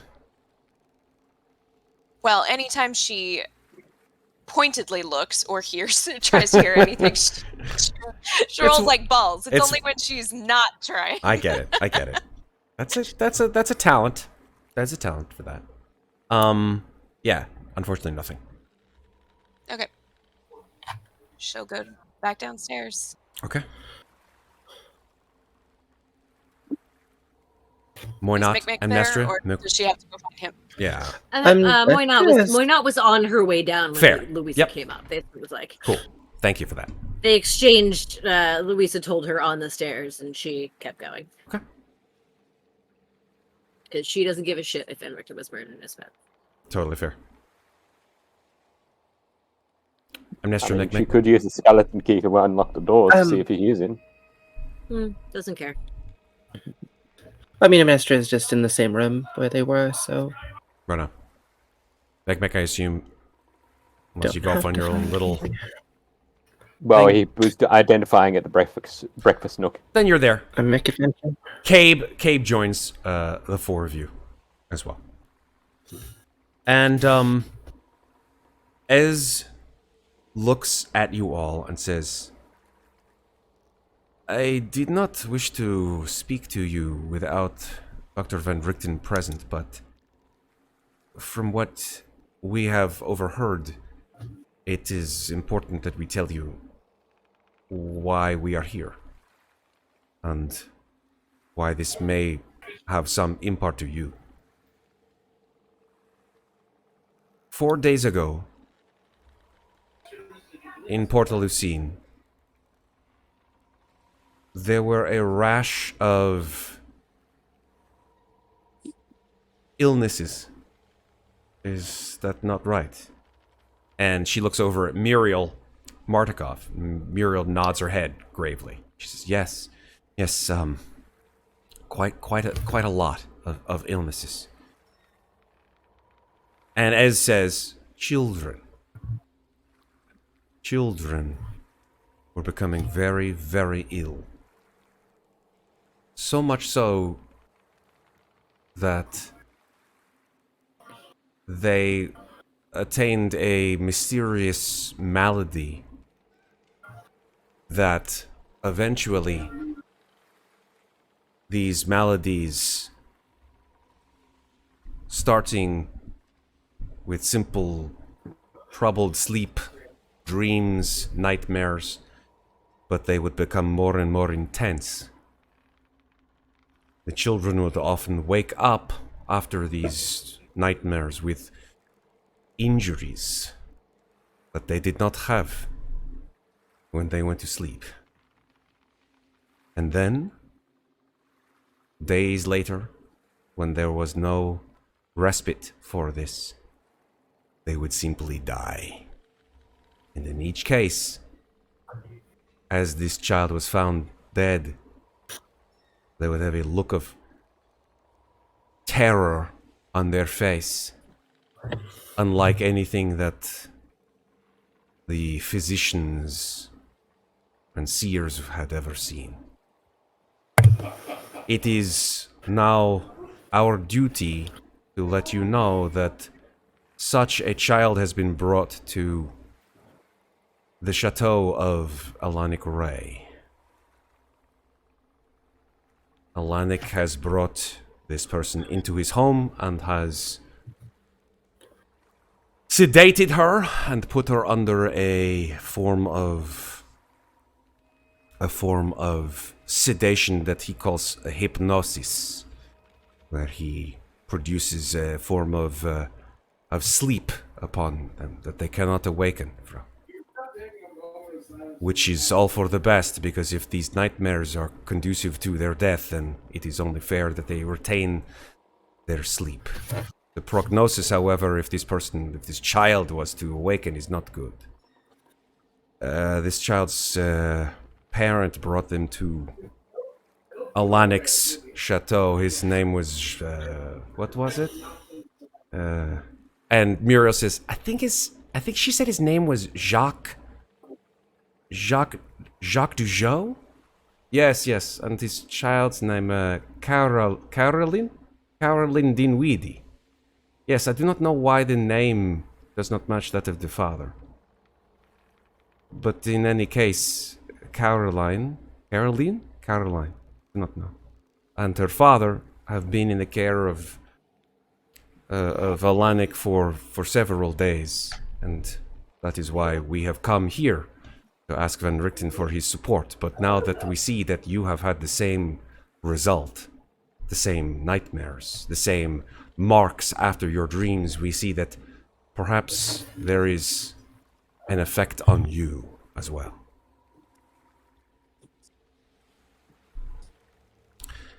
Before you get a chance to react, I want to talk really quickly to the fact that we just had a raid from the folks at Beards and Barbarians. Thank you guys for joining. We are so happy to have you guys here. And although I do not have a beard, and I have tried all my life to have one, maybe one day, with your help, I can. Yes, there's no beards in this party, but there is one barbarian. Fantastic. I don't know what you're talking about. My beard is glorious. And by the way, thank you, Red, for doing the my standard beard thing. is sitting next to me on the couch.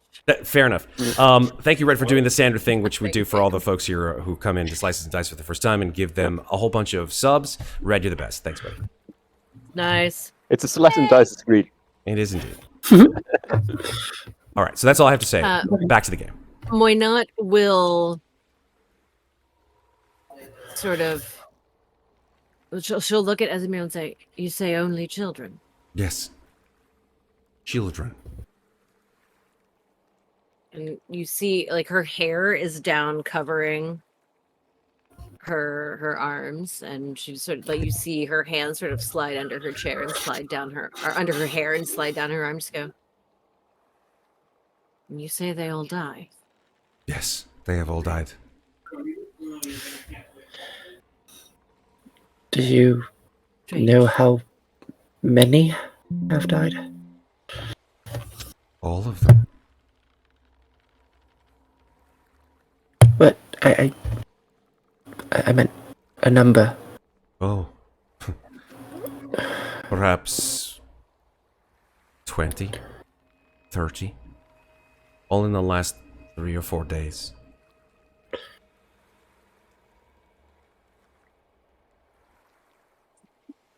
What? Of the people with Alanic? I'm sorry, you are very speaking softly. You may wish to raise your voice so we are able to hear you. Yes. What were the name of the people with Alanic again? And like Order of the Guardians? I think she means the two people that have arrived The at dad and the Alanic's kid. chateau. Yeah, the dad.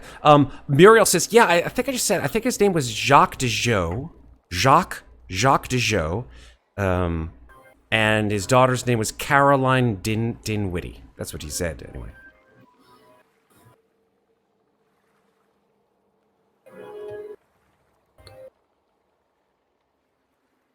Louisa just feels a chill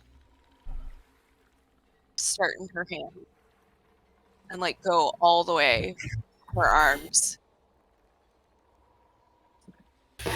And something about those names. Familiar. I don't know. Didn't you not say you grew up in Port Lacine? I did. Yeah.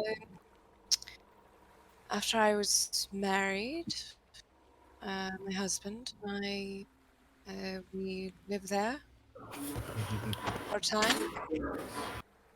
I thought we were happy. But your husband's name is not Jean. No, Is it? my husband's name is Jack, but No, well, Caroline. that's completely different. No, but Caroline is my daughter's middle name. So Wait, you have a daughter? I think so. It's hard to tell. Forgive me, drunken one, but it does seem one would know whether one had a child or not. Well, yes, it does seem like one would know, but when one is taken from their birthing bed by the mist and never even got to see and hold their daughter, then Awful.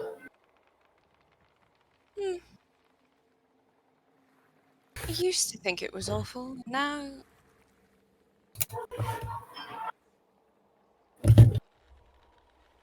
she just reaches down, takes out a flask, takes a small sip, puts the cap back on, puts it back.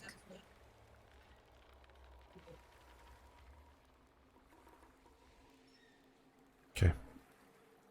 We're not Mikmick, Amnestria. You guys watch Louisa, and I would like you to make what's your passive insight? Passive insights, what? Wisdom plus... It's 10 Your plus insight your plus 10. insight bonus. 14. Okay. So 10 plus your insight bonus or Yeah. proficiency bonus? 10 plus your Whatever, 10 plus your or insight. if you're so if you're proficient in insight, then It'll whatever be- your total insight is, Exactly. plus 10. Same as Okay. passive perception, just insight. Okay, then. I'm not seeing it on the sheet. Yeah. So you said You're 10 doing plus that in my your insight? head. Yeah, just 10 That's plus your 13 insight. then. 13, okay. Be right back. Okay. 11. 11. I think, And 14. Moynot, of the three of you, you look over at Louisa, and you see that she's taking sips, and she's very calm. She's very, very still. She's talking about it almost clinically.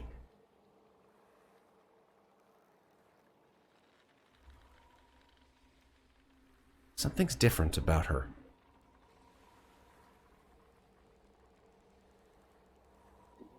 Forgive me, drunken one, but you do not seem your usual self.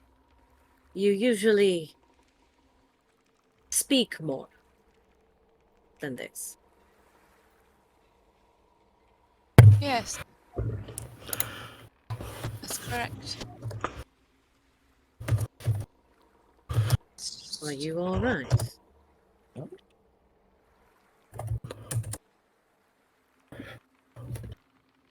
Up until a few moments ago, I would have said no, but honestly, I'm alive. We're all alive. So still probably not, but I care a lot less about it.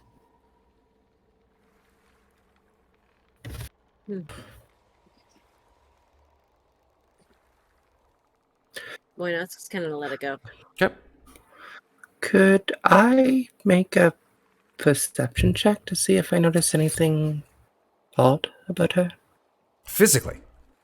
Yes. Yeah, sure. Not that you can tell with a 9.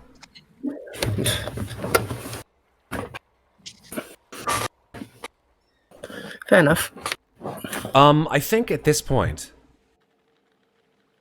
Mikmick would say, yeah, I was going to say, since he hasn't done a roll yet, he'll say to the ladies that just mentioned this, what could be the husband, and he'll just say, excuse me, but do any of you know what this Jacques and Caroline look like? yes. I mean, I was there when they were first admitted to Alanix Chateau. Caroline is very pretty, but very sort of sad and very tired looking. She looks like she hasn't had sleep in a very long time. Beautiful reddish hair, reddish blonde hair. And the father, Jacques, stylish, tall, perhaps, I don't know, early 30s to mid 30s, something like that. Dark hair. Does he have a chin dimple? Oh, Right I'm sorry, I didn't get that good of a look. I don't know. Blue eyes? Could you see his eye color? Oh yes, very very deep blue eyes. Yes.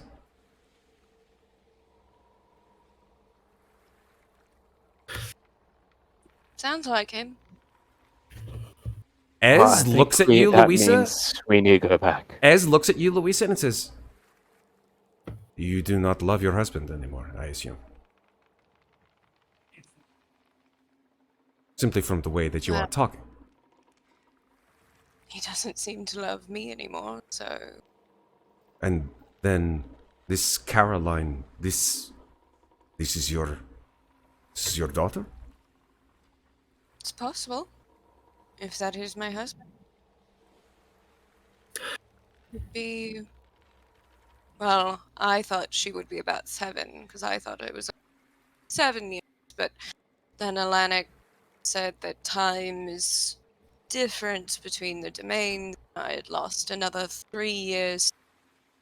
That would make her about 10 if she had stayed in Dementlu the entire time. She does look like a 10-year-old girl, yes. In my dreams, she always had red hair, so chalk that one up as another one for the correctness of certain things in my dream. It sounds as though perhaps we should go to Dementilu, yes? If you'd How... like. You do not wish to see them. To save them. Gabe was the one who took my husband the message, and Gabe came back, and they said that I was not to come to find them. No other explanation. Well, We're at the end not of the day, we're reluctant. not going to find them. We're going back to where we were. We may Moynard is just going run to into turn. them accidentally. Moynard is going to turn to Cabe and say, "Is this true, small one? Cabe looks at you, Did he sort say of, this?" yeah, I mean, yeah. I heard I heard a voice behind the door. Yeah. But you didn't see him. You just heard a voice behind the door. No, exactly. I didn't see him. I heard the voice.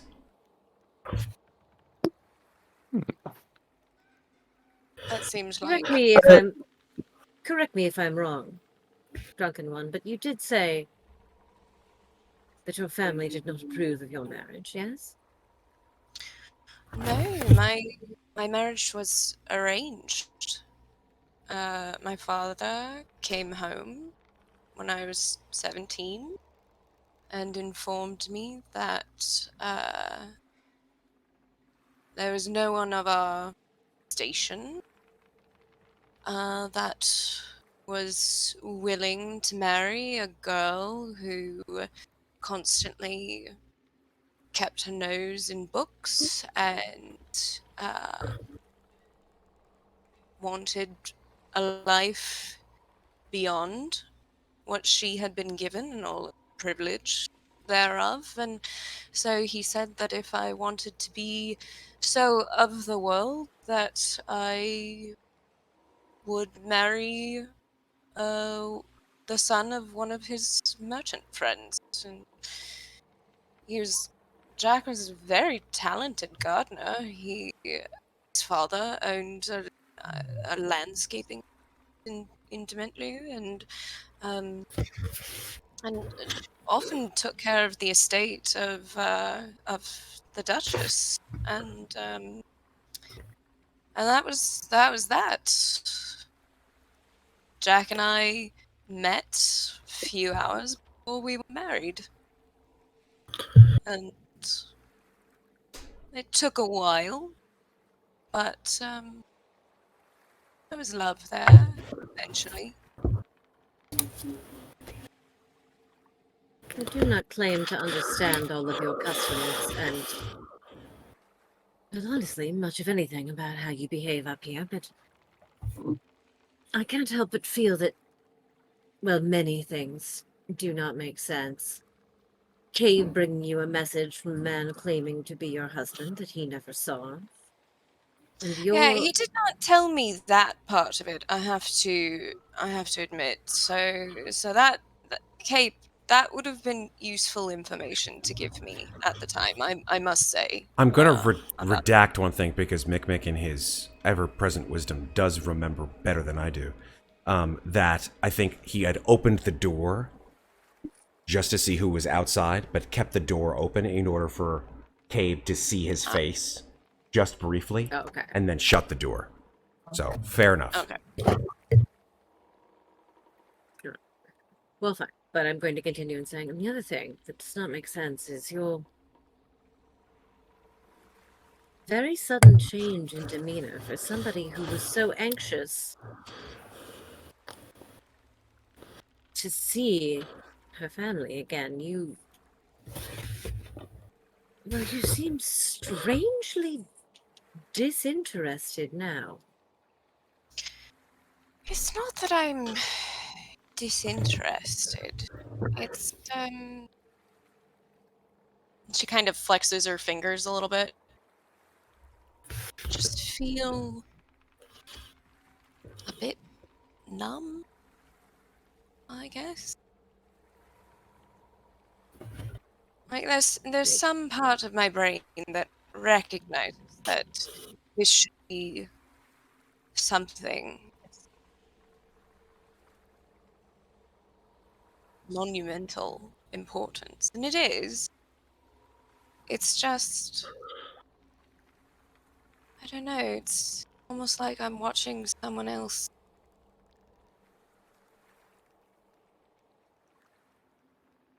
from within the corners of my own mind. I know what that's like. I bet you do, actually. Muriel sort of speaks up with a sort of timid voice, perhaps for the first time speaking directly to you, Louisa. She says, I'm sorry, I don't understand what's happening here, but it seems like the way you're handling this is very strange. This is your daughter. This is your daughter. Perhaps. Matt, I as a player have put something together, but I don't know if Moynot would or could, so I would like the dice to decide. Okay.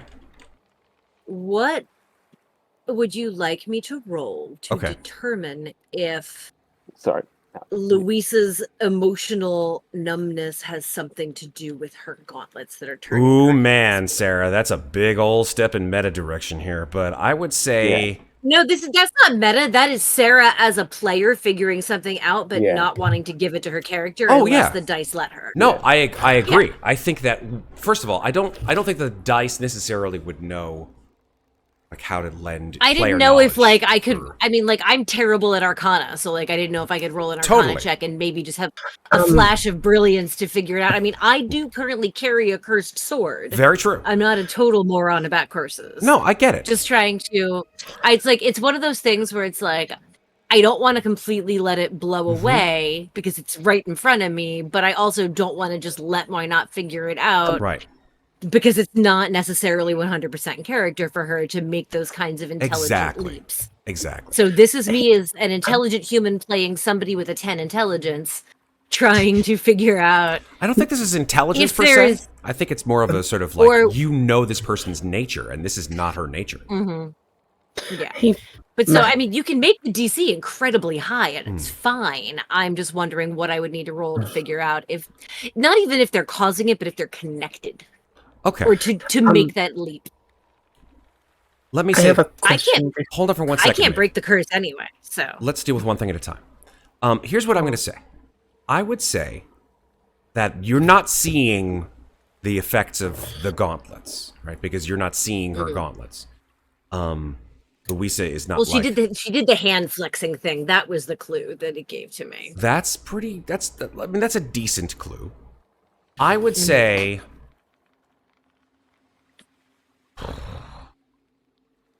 Putting two pieces of a puzzle together is a very intelligence-based action. Versus putting together the pieces of someone's personality is a very wisdom insight-based sort of puzzle piece. Yes. So here's what I'm going to do. Let's do both of them together, right? Why do checks have to be done apart from one another? And let's see how well you do. Okay, I like this. Okay? I like this. Okay. This is cool. So let's do a wisdom insight. And sometimes, and this is kind of cool, I've picked this up from different systems, is that you can use the modifier for wisdom in an intelligence-based skill, right? So what does that mean? It means that you're using your wisdom-based modifier for investigation, for example, right? Okay, I like this. So investigation and then add a +2, which would be my wisdom mod since my intelligence is a +2. Exactly, yes.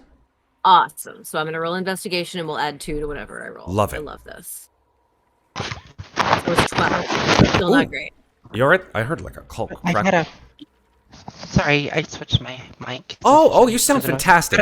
Oh, that's so much better. Question.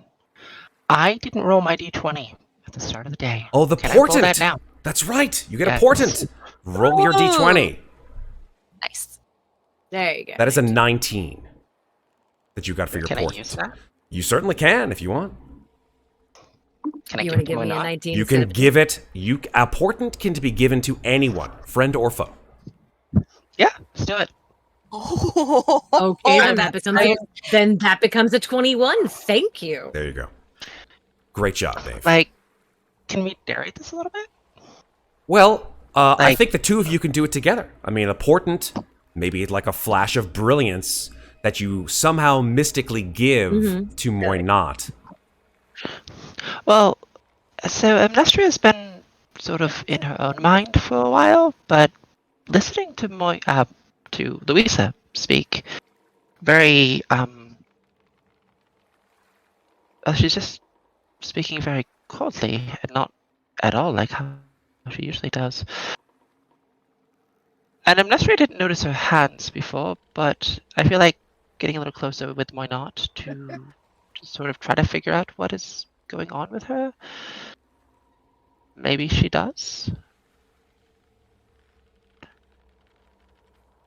Well, if Amnestria points them out or starts focusing on them, and Muadnhait remembers how Louisa was sort of doing this with her hands as she was talking about her mental state, Yes. her hands will trail down to the sword that is at her hip and say, "Sometimes it seems that objects can make us act in strange ways. As she remembers the tentacles climbing up her arms from the pommel of that sword. And while Muadnhait technically is bloodthirsty in nature, not in the way that this sword makes her, it is still a very different version of herself. And she looks at Amnestria, who is looking at Louisa's hands. And says, I want. perhaps your hands aren't the only thing that's damaged. I'm turning into Louisa, goddammit. This is what happens when I don't get to play her for 5 weeks, 5 sessions. I forget I what she know, fucking same sounds thing. like, man. I Same feel problem. like you're doing much better than I am. Perhaps your hands aren't the only things being affected right now. It's possible. Amnestria is going to reach down to the gauntlets and grab hold, and then sort of just try to pull up his sleeve a little bit. Yeah. Louisa just gives you her arm. It's just kind of like, sure. Like, yeah, my hands are clean. So Bad I've touch? been. Bad touch versus bad touch. So while there's That's a no, good Bad touch point. up.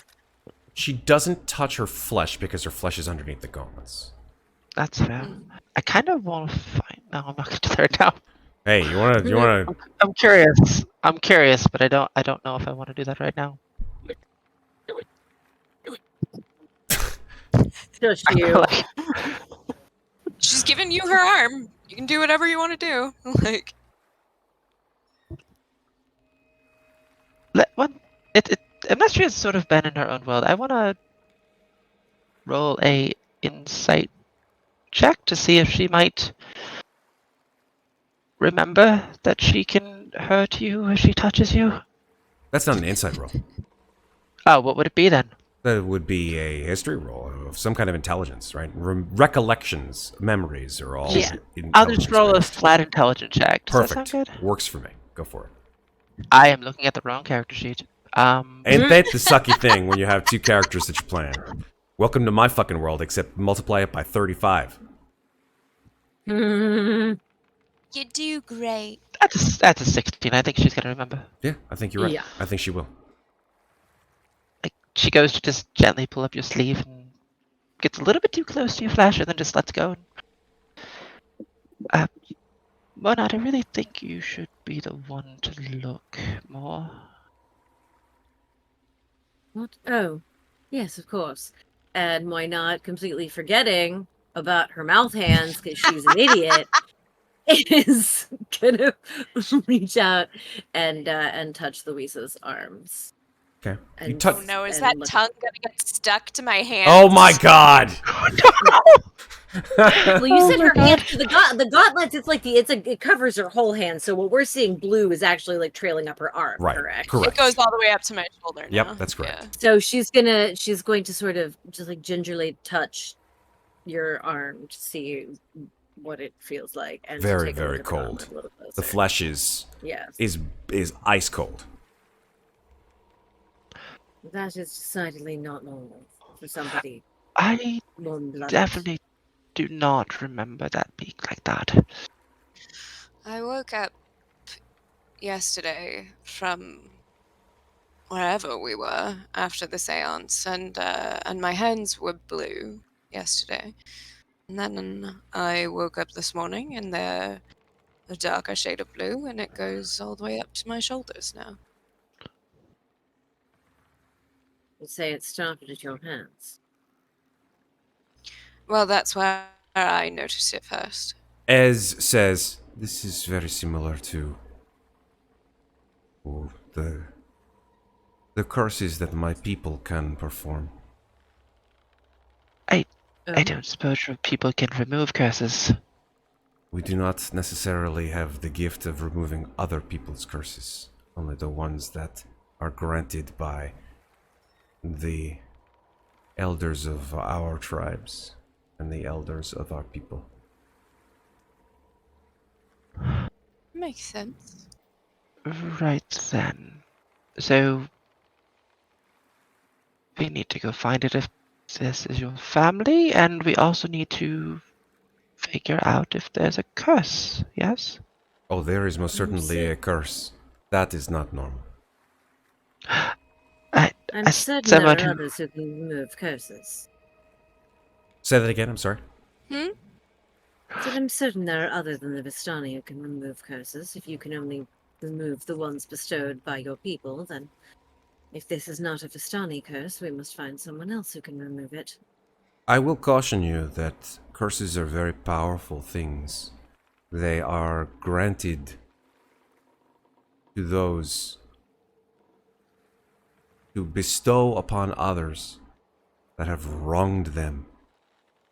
And the power of that emotion, gifted through their abilities to place on other people, is not often able to be retracted so easily.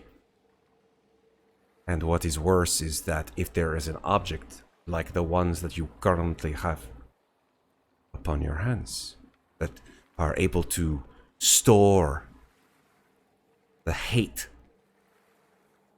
of an individual as a deadly curse, then it is only the destruction of that object that will end it once and for all. So, I mean, can we take them off? Would that help at all?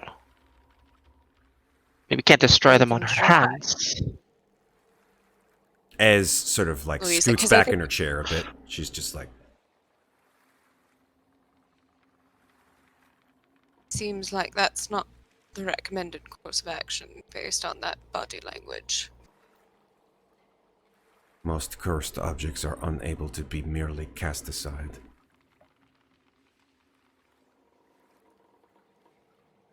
So we can't remove the curse. We can't remove the gauntlets. Do you I- have a different?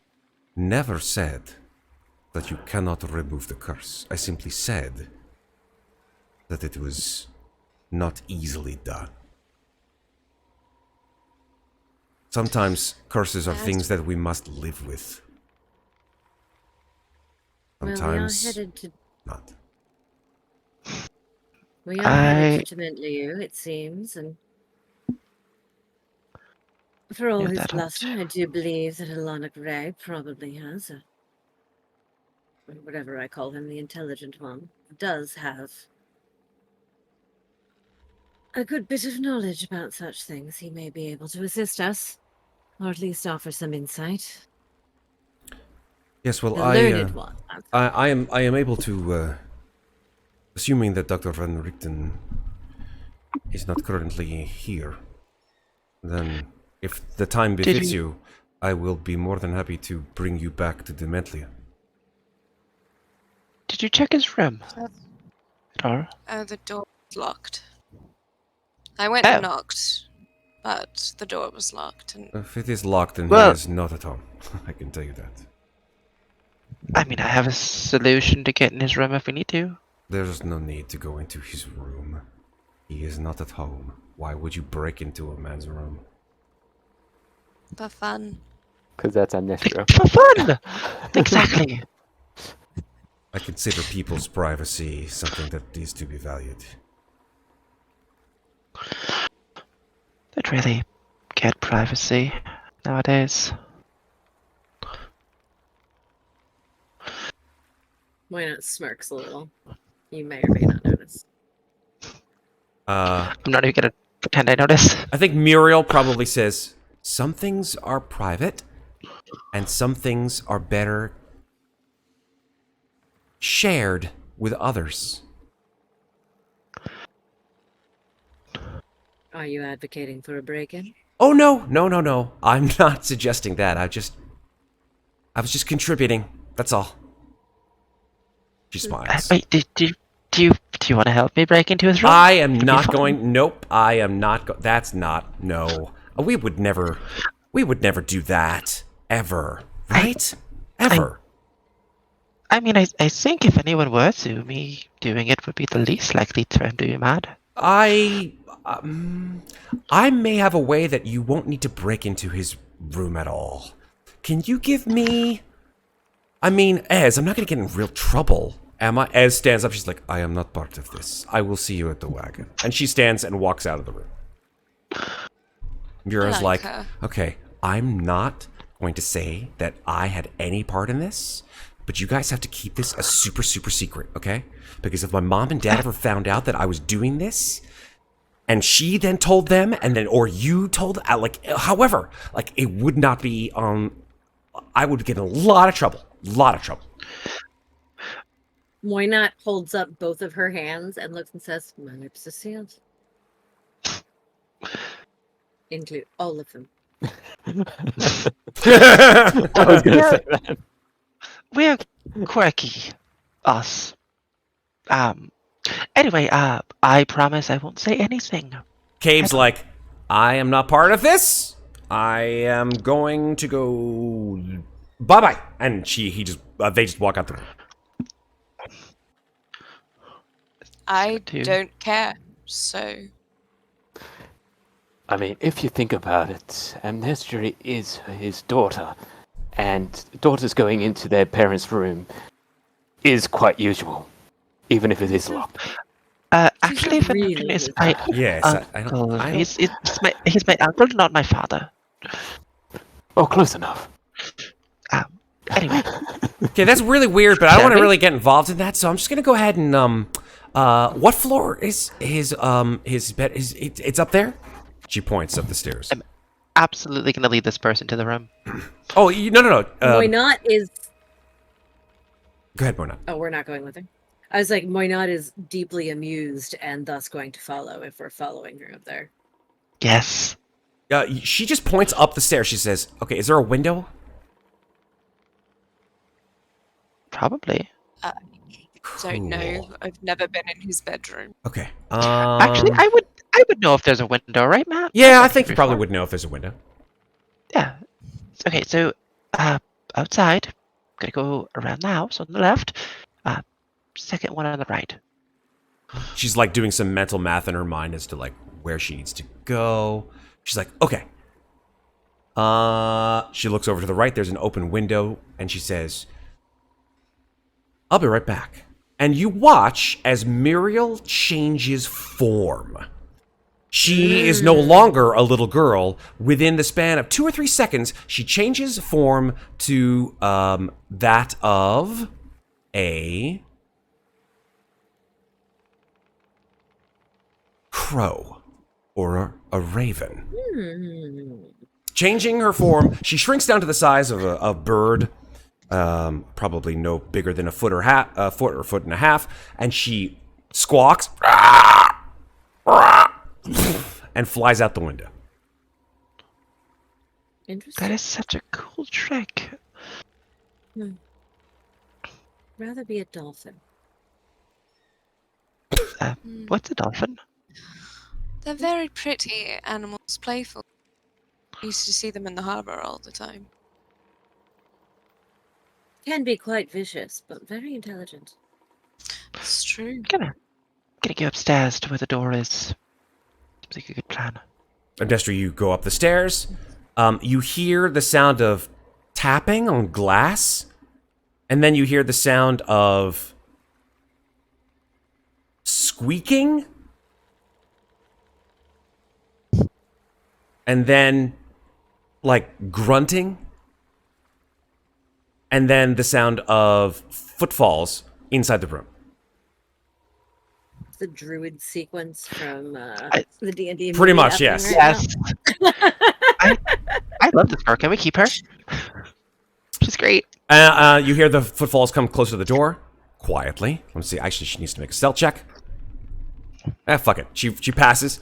There's nobody there who gives a shit. And then you hear a click, and then the door opens. Well done. And standing there, in front of you, instead of Muriel, and definitely not a raven, is sort of a mix of the two. About a 4.5-foot tall, feathered, humanoid figure with a long black beak and intelligent brown eyes staring at you. And a voice issues forth from the beak and says, "I did it! Pretty awesome, right?" How did you do that? Moynot's about halfway down the stairs, just taking this in, thinking, well, that's one of the stranger things I've ever seen. I mean, I'm very impressed. Good job. Louise is standing behind Moynot on the stairs, and she just goes, "Oh, is she a bird now? Interesting." Moynot will sort of approach her, just look her up and down and say, "What are you, feathered one?" "I'm me." "Oh, okay. Hold on one sec." And she just... And within a matter of seconds, feathers fly to the floor and dissipate. And she is her young human-looking self again. I can't say I've ever seen anything like that before. What was that just there? What did you do? I changed form. Just like my mom and dad showed me how to. But how? Well, my mom and dad said that when a young girl becomes a woman, that we get sort of special powers? I don't know, it's some weird stuff. I wasn't really cool with they were really weird about it. And that we had the ability to do important things. Yeah. I mean, I think it's really neat. It'd be a really cool ability to have, actually. I mean, my mom and dad can do it all the time. They just they don't do it a lot anymore because they're old. They're like 42. And so I was thinking like, hey, maybe I can do it to do some cool stuff. And then Ez said I can come with her on this really important trip to Mordant. This place, Mordant. I've never been here before. It's super creepy. There's nobody here. It's all foggy and weird. And, yeah. That's me. You're a strange human, feathered one. A fun human, but I mean, we're also a little strange, aren't we? I didn't say I didn't like her. I like her. She's fun. Do you want to help me snoop around his room now? Oh, yeah. Let's do it. Cool. Mine as There's any well. potions in there, take them. Make an investigation check, Amnestria. With advantage. Absolutely. I was like, Hell Moynot yes. is also snooping. At a 24. Nice. Nice. All right. Run like the back of my head. Yeah, okay, so do a quick sort of rundown of what you find, and then we're going to go to break. Within a short period of time, Amnestria, you search around the room. There are a variety of things here in this room. Mostly boxes and boxes filled with monster hunting gear. Mm-hmm. We're talking holy water vials, garlic cloves, steaks and steaks and steaks for days, silver in various weaponized forms. Silver weapons? Yes, silver daggers. There are unfortunately no silver swords, but definitely silver daggers. At least 3 or 4 of them. There are also little pieces of powderized silver in a jar. It says it on the tin. Powderized silver. What's more important, Amnestria, however, beyond all the weaponized forms of monster hunting gear that Dr. Van Richten seems to have in his bedroom, are his journals. Ooh. And that's where we're going to go to break. Nice. Nice. So, we will take a break. We will come back in 5 minutes. We'll see what you find in Dr. Van Richten's guide to himself. God, I can't believe I just made that fucking joke. That's an awful joke. You did. All right, Now we'll be you're back stuck in. with it forever. I'm stuck with it. I am a stuck Does stuck it say man. "Don't panic" inside the cover?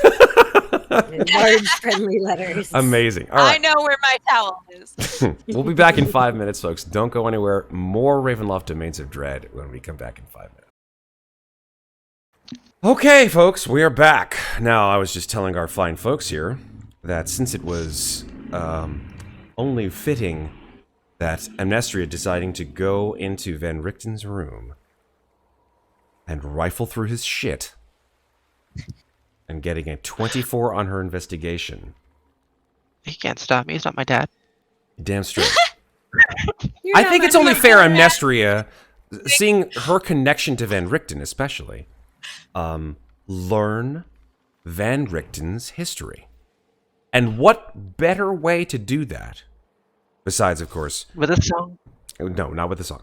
Besides reading the actual Van Richten's Guide to Ravenloft, which is what, of course, this entire campaign is based off of, than to go back to the roots of this character. And when I say the roots, I mean 2nd edition roots, or not even. Advanced D&D roots, baby. Look at this shit. Look how old this is. This is like, I know it's blurred out, but let's see if I can make it unblurred. Wait, hold on. Come on. There. Oh, close. No, your hand is in focus and not the book. Okay, there you go. So close. There you go. Right there. Got Right it. there. Right there. Hey. Oh, For those of you looking at home, that is Van Richten's Monsters Hunter Compendium. From it's one of my earliest 2nd edition books. It's technically not 2nd edition, it's Advanced D&D. Well, actually, no, Advanced D&D is 2nd edition. But anyway, I'm going to go ahead and read to you, Amnestria, what it is that you find in this journal. Read away. So you'll have to excuse me as I do a little bit of narration, and I apologize for any long-windedness that that you have to just deal read with. Here we go. Yeah, go ahead for it, man. Okay. My name is Dr. Rudolf van Richten. By my background, I'm a scholar and a doctor. As I was growing up in the land of Darkon, I believed it was my destiny to heal people, to treat sicknesses of the body with the herbal cures I learned from my grandmother. Yet fate flaunted my beliefs. I suffered a personal loss of such gravity, was forced into an act of such trauma, that my entire direction in life was forever changed. Even though it still pains me to recall, it is important for the sake of what will follow to recount those unhappy events here. My life in Darkon was placid, enjoyable. I was married to my childhood sweetheart, a golden-tressed girl named Ingrid, and I thought my joy was complete when I learned that my young wife would soon bear a child. I still remember the birth of my son, whom I named Erasmus, meaning beloved in a little-known tongue, as one of the happiest days of my life. He possessed the radiant fair looks of his mother, and from me he inherited a quickness of mind and a sense of honor that set him apart from other children. For 14 summers, Erasmus was my pride and my joy. And then, tragically, he was taken from me. Not by the arms of death, but by purely unnatural agents. My son was set upon by Vistani, those who wandered the lands and traveled the strange mists and swept away. When I returned and found him gone, my panic-stricken wife bewailed the circumstances of the dangerous people, so she said, who had stolen our child. I swore an oath to myself that I would never again rest until Erasmus was freed from whatever unholy fate possessed him. Leaving my affairs in the capable hands of my understanding Ingrid and committing my future to the search, I set off in pursuit. The details of my journey are immaterial here. The trail was cold and difficult to find. Suffice it to say that I finally tracked the Vistani caravan to the domain of Barovia. Erasmus was not with them, but I extracted his whereabouts from their leader. They sold my son, I learned, sold him into servitude to a local landowner who styled himself Baron Metus. I hurried to the home of the Baron and demanded that he return my son immediately. To this day, I still recall my first glimpse of Metus. He was a tall man, slender and graceful in his movements. His pale face was of fine feature, and his eyes were as black as pools of ink. As he heard my demand, his thin, expressive lips curled into a smile that could only be described as exceedingly cruel. He laughed coldly, and he turned his back on me. His minions escorted me from his property.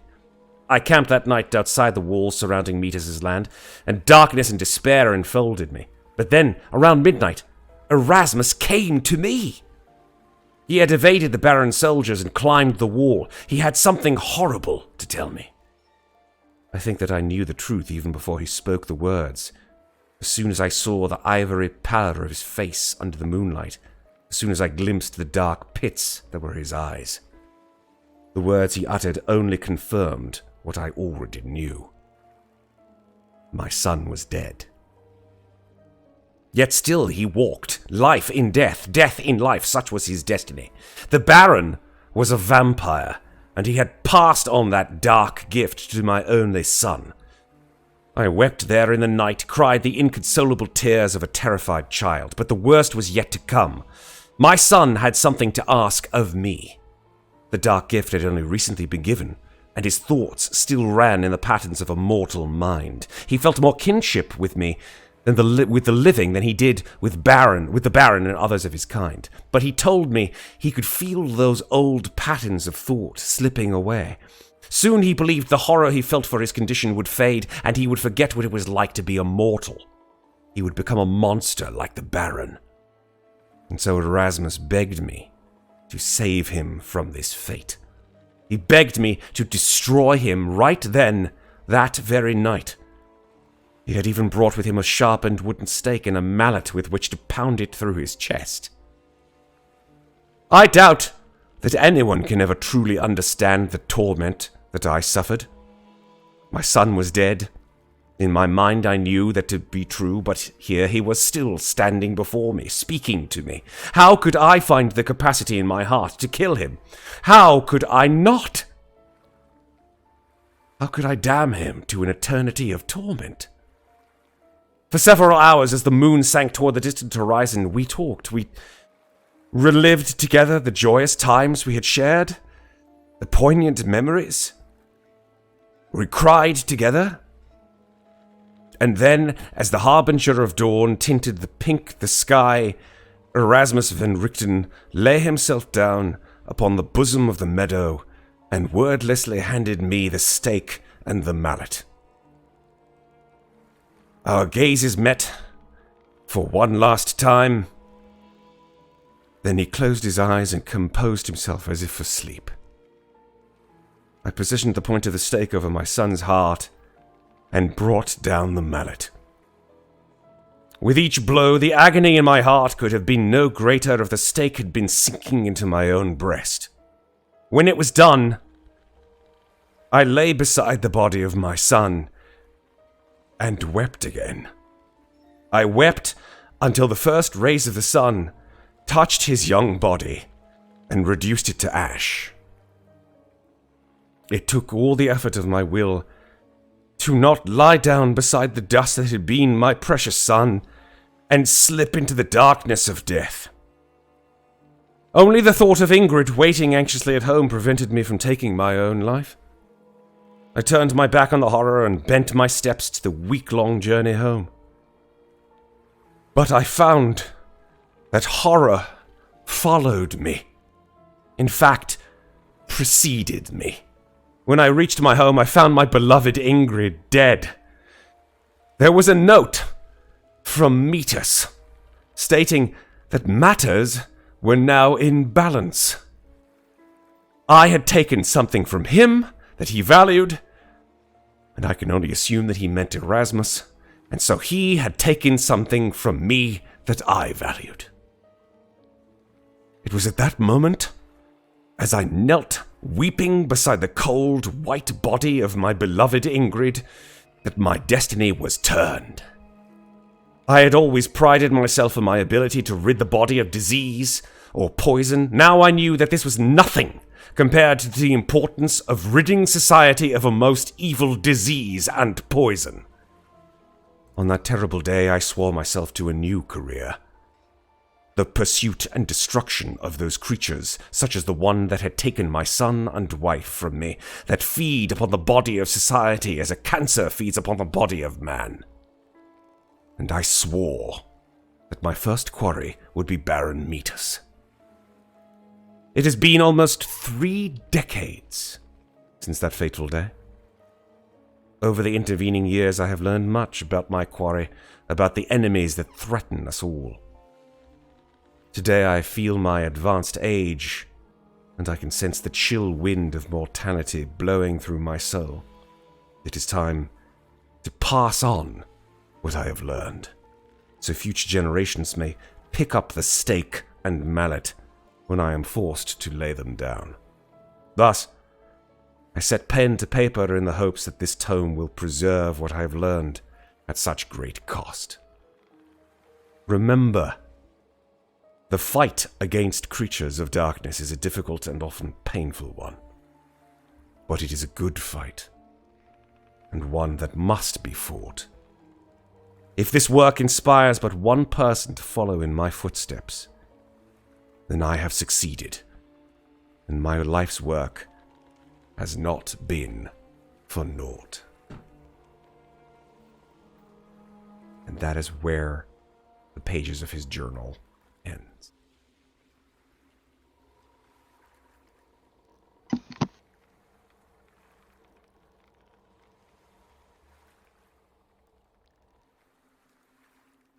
Amnestria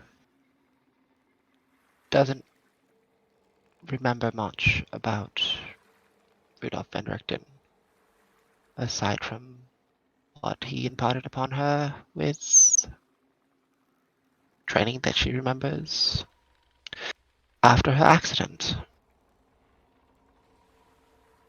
Actually hearing his story and realizing just what he has been through, she's trying to fight back tears. She's going to take the tome and put it back exactly where she found it. And then she's going to go over to some of his monster hunting supplies, grab a few stakes, grab a mallet, and then grab a few other small things that she feels she may need, and then leave the room. The broom's not in there, is it? You do not see a broom in this room. Why not? Why not was sort of reading, not the whole thing, but like bits and pieces over Amnestria's shoulder. And as Amnestria leaves the room, she sort of mutters to herself, I still don't like him.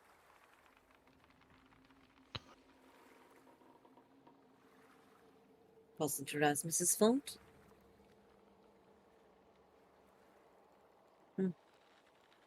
Seems to me there was probably a better way. And then we'll follow Amnestria out of the room. A little disappointed that there was nothing terribly interesting in here, but also not surprised. Okay. I think if there's nothing else for you to do at Van Richten's shop. Packing up our shit and time Sounds to go. like it. Sounds like you guys are heading out. I would actually like to do one more thing before I leave. What's that? I would like to leave him a note. Oh. What do you say?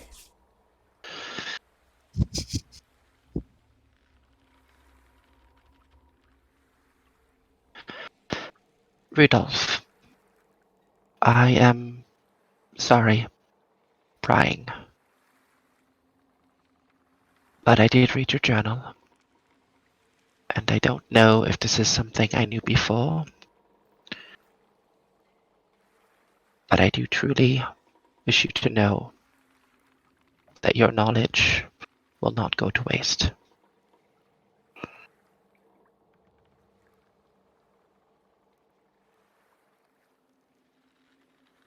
I'm going to sign it. And I'm going to start writing Amnestria, but then I'm going to stop. And just going to cross it out. I'm just going to just write Loria. And then just leave the note on his table. I'm not changing your character name in the overlay. I'm just letting you know. You don't have Okay, I'm to. just saying. You don't have to. No, that was beautiful. Why not leaves her Just soaking something. wet nightgown in a pile on the floor? What a great Good. gift. Give that Thanks. for water rings. Yeah. I mean, on the floor of whatever room she Yeah. changed Just like in for when she a got back. Oh, well, I mean, she put it Threw it on on his straight bed. out of the ocean with all of her wet hair dripping all over it. I'm sure it was drenched by the time she got home as it soaked all the water out of her hair. Mm-hmm. And she probably used it to squeegee the rest out when she got back. So she just kind of left it in a pile on the floor. Not actually out of malice, just because she didn't think about that. Who has, like, what are clothes? Why do you people wear this shit? She doesn't understand.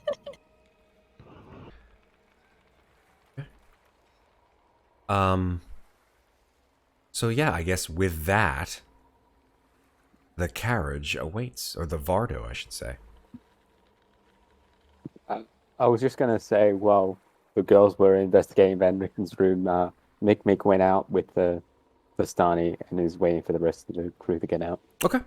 Because he's not dealing with any of that shit, because that's not his alignment. Absolutely. Mm. I mean, if you want to play hardcore alignment, that's your choice. You don't want me to play hardcore alignment. I'm Yeah, just I was gonna say. That's next game. I think that's the agree. title of our next game: Hardcore Alignment. Oh yeah. God. Yeah, no, Moina will come out. As they are moving towards the Vardo, she will look at Ez and say, I like your hair. And then she'll just climb in the back. I want to wear it as I don't even know. Let's get real here. Like, Moina climbed out of the ocean this morning that's and fair. dried off her hair with a nightgown, and her hair still looks fucking amazing. Yeah. Like, Yeah. That's she fair. doesn't need to steal anybody else's, but like, you know, there aren't curls underwater. She's looking at the texture of Ez's hair, and it's just like, I like Mhm. that. That's very pretty. Special Vistani conditioner. There you go. Used. It's only conditioner. That's how she gets those glorious curls. Damn straight. Mm-hmm. So if they're going back through the mist, Mhm. does that mean we all get mist visions again? No, because you are with a Vistani. And we're in a Vardo. And you're in a Vardo. We're in a wagon. That's what I was just I was checking. about to say, I was like, is Cabe a fake Vistani? No, he is definitely not a fake Vistani, but there are things that ward away the evils within the mist. Cabe simply has a mist token that allows transfer from one place to another. But when you are on a Vardo, You're good to go with it. you are in Good to go, baby. You were are- shielded. you are in good company. You were on the I- Acela Intimately That's right. All right. with a bar car and everything. Excuse me. So let's start it. Here we go. So the carriage takes off, driving you through the cobbled streets of Mordenshire and out into the country of Mordant. Excuse me. And I think that after about a mile or so, you guys begin to see the creeping tendrils of mist begin to encircle you. And just as out of force of habit, Mikmick is going to grab Louisa's hand, knowing that Louisa's always a little bit iffy about going through the mist. So, I don't. I mean, none of them know that nothing's going to happen when they go through the mist. So, Mikmick is just preparing for the worst. I don't blame you. Normally, yeah, you would see Louisa freaking out, but this time she just kind of absent-mindedly pats your hand, sits back, and idly looks out the window. I mean, there's nothing to see except just mist and trees. Moynata I- is somewhat fascinated by the Vistani, so she's just kind of poking around inside the Vardo, looking at everything they have. Not with the intent to steal anything. She's just kind of, what's this pretty trinket? What's that? Just kind of looking at everything. Yeah, much of it is fashioned from glass or brightly painted pieces of wood or metal. A lot of very just the feeling of everything is very, very old and well preserved. A lot of bones hanging from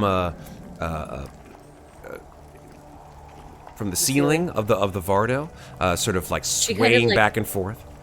Yep. She traces her fingers through them to make them tinkle against each other. Awesome. I'm rather enjoying the ride. Yeah.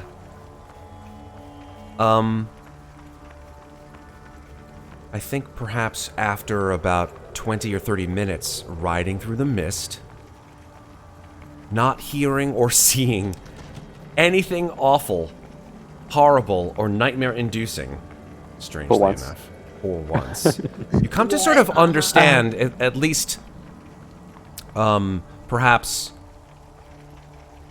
not fully, but tertiarily, the true relationship, perhaps, that the Vistani have with the ephemeral borders of the domains of dread. Not only can they obviously pass through them unhindered, but they seem to be linked to them somehow or another, so much so that they do not fear them.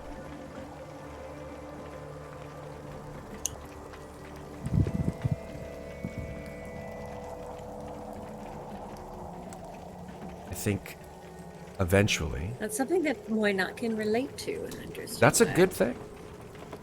I think eventually you guys begin to hear the sounds of the road turning into cobblestone streets.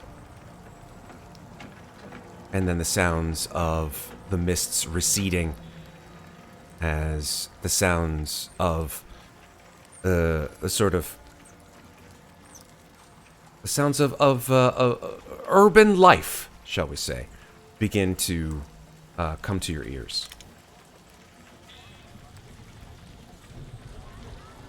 The sound of people talking on streets, which you haven't heard for many days, become welcome additions to your oral soundscape. You do unfortunately hear some jeers and some rather naughty words, shall we say, being yelled and screamed at this Vardo as it travels through the streets of Dementlian. But then a couple of hushed whispers later, those people stop. And then the sounds of the streets become insulated to some degree. As you look out, you see that you are now heading directly for Alanic's chateau. It's the same building that you saw before.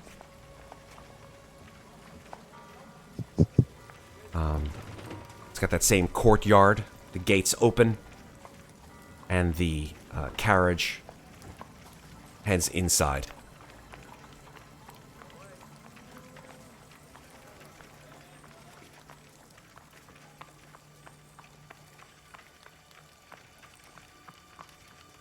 And then comes to a stop in front of Alanic's chateau.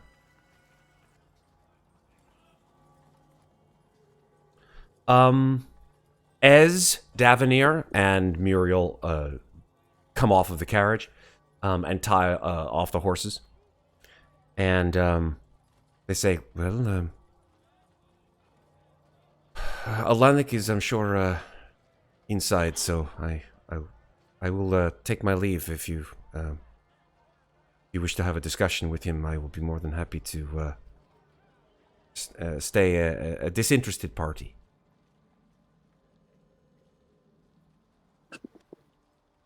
Well, Mikmick will look to Louisa, because we're in Dementliu now, right? You are in Dementliu, that is correct. In fact, let me just sort of No. bring you guys to the Dementliu map again. Or actually, I'll bring you to the Lanix map. The Lanix Chateaus map. Okay. And Mikmick will Bit of just luck say in to here. Louisa. Mikmick will just say to Louisa, "Okay, Louisa, you're home now. Remember, we're all here with you. If you need anything, don't be afraid to ask." And Mick will give her hand a quick little squeeze before getting out of the Vado. Okay. She just nods and steps out after you. Going As they're to- exiting the Vardo. Oh, sorry, go ahead. I was just going to say I was going to actually turn over towards my nod. Hmm. Do you think Alanik knew something had gone wrong last time we were here? How do you mean? The blood. Oh, no. We cleaned it up quite well. Alright. I will take your word for it. I don't really...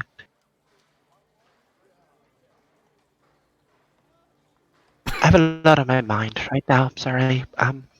After you. Why not? We'll climb out of the Vardo. As she does, she will turn to Ez and Muriel and say, "Thank you very much for bringing us here. I must say, your people do fascinate me. The way you travel, what you can do. I do hope I see you again." Oh, I have no doubt in my mind that we will see each other again very soon. Why not smiles and nods and heads into Atlantic's house. Okay. I will see if I can actually open the door. The door? Oh, my. Womp womp doors. Yeah. You know what? Oh, it's The open. door is open. Yeah, I was going to say, I'm like, the door's open. Go in the It damn was door. just gray. Yeah. And I see Handrick. Hi, Handrick. Yeah, Handrick, as you guys enter, Handrick sort of like hops off the table and just skitters across the floor. Moynat loves Handrick. And Handrick loves Moynat. And Yay. sort of jumps up like a little dog, like a little terrier, like at your leg. And she picks him up and puts him on her shoulder. She Damn likes straight. him. They're best. And gives him a little pat with the tips of her fingers, being mindful to keep her hand mouths away from Handrick. That's very kind of you. I really appreciate that. Mm-hmm. So no hand-on-hand action then. Whoa, that's okay. God. Yo, chill. This is a family stream. I mean, it's not, Is but it? still. That's true. no. It's really not a family stream at all. It's like, Mick, we don't do hand holding here. What are you doing? I think coming through the door, you do in fact see a door open off to the left, and rolling in your direction is Alanik Ray, and just behind him is Arthur. He sees the four of you entering and says, "Oh, hello, how are you? I'm so glad to see you all. Arthur, please." And you see that Arthur's actually sort of pushing Alanik forward. Alanik isn't actually like using his own chair to move him Motility? forward. Correct. Like Arthur's actually pushing him. He says, "Come on, Arthur, give it some muscle." Arthur's like, "I'm sorry, old boy. Yes, of course." And pushes Alanik forward towards, I guess, the closest person, who is Mikmick. "Good to see you, old chap. How are you?" I've been better, but at least we're here. That's the important part, right? Yes. Did you I assume Ez Davenir and what was that girl's name? Muriel. Yes, Muriel. Muriel Martikov. Yes, wonderful family. I assume that they brought you and Dr. Van Richten. Where is the doctor?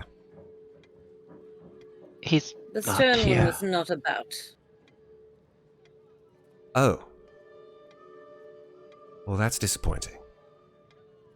Yes, when we all woke up, it was not in his shop anymore, and well, we didn't know where we would first look for him, so we just came here on our own.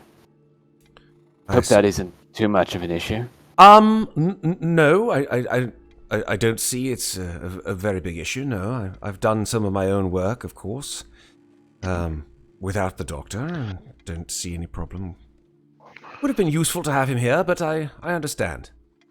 Though, speaking of doctors, while I have you here, Alanik,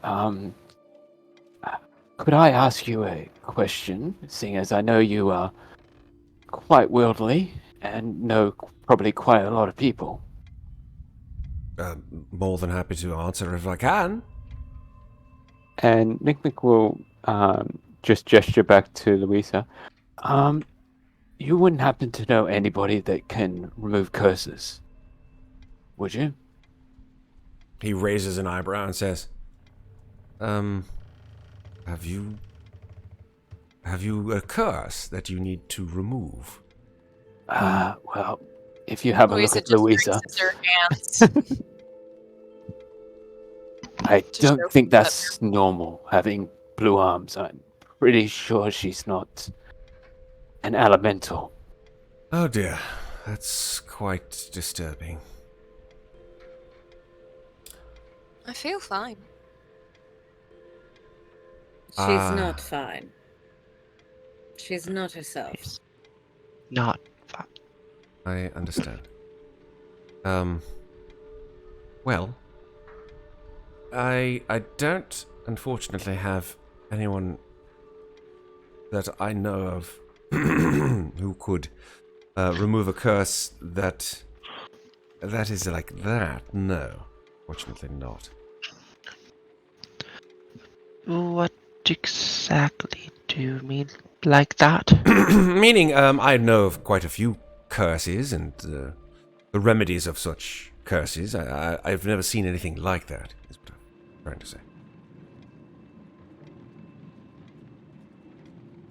Do you know where to look? I would have It's to a do big city. a little bit of investigation and research, of course, if you don't mind. And he wheels past you, Mikmick, and around you, Muadnhait, and sort of comes up very close to... Step back into the dining room to give him space. That's very kind of you. He comes closer to Louisa and he says, may I? And he sort of puts his hands out. If I may, Careful. Alanik, I'm told they're quite cold. if I may, Alanik, I may be able to tell you a bit about them. I investigated them before Louisa put them on, but didn't see anything about a curse, unfortunately. Yes. Of course. And he sort of like takes a look at the gauntlets, Louisa. He sort of turns them around in his hands. Says, Where did you obtain these gauntlets? Lemuria. Yeah, Lamordia. I remember Lamordia, but No, it was not in Was it- Lemuria. It was in Barovia. You received those gauntlets the same night that I received this bow.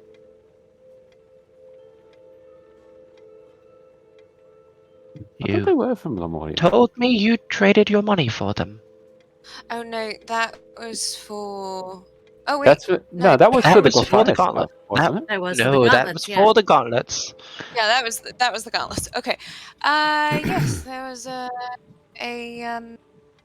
peddler that arrived in Barovia while we were at the village, and I don't recall I was given much of a choice. It was either my gold or my most prized possession in exchange, and I opted to give him all of my gold. And in return, he gave you these. Yes, and then I asked Mikmick the next morning to identify them. He did. I knew there was a chance that something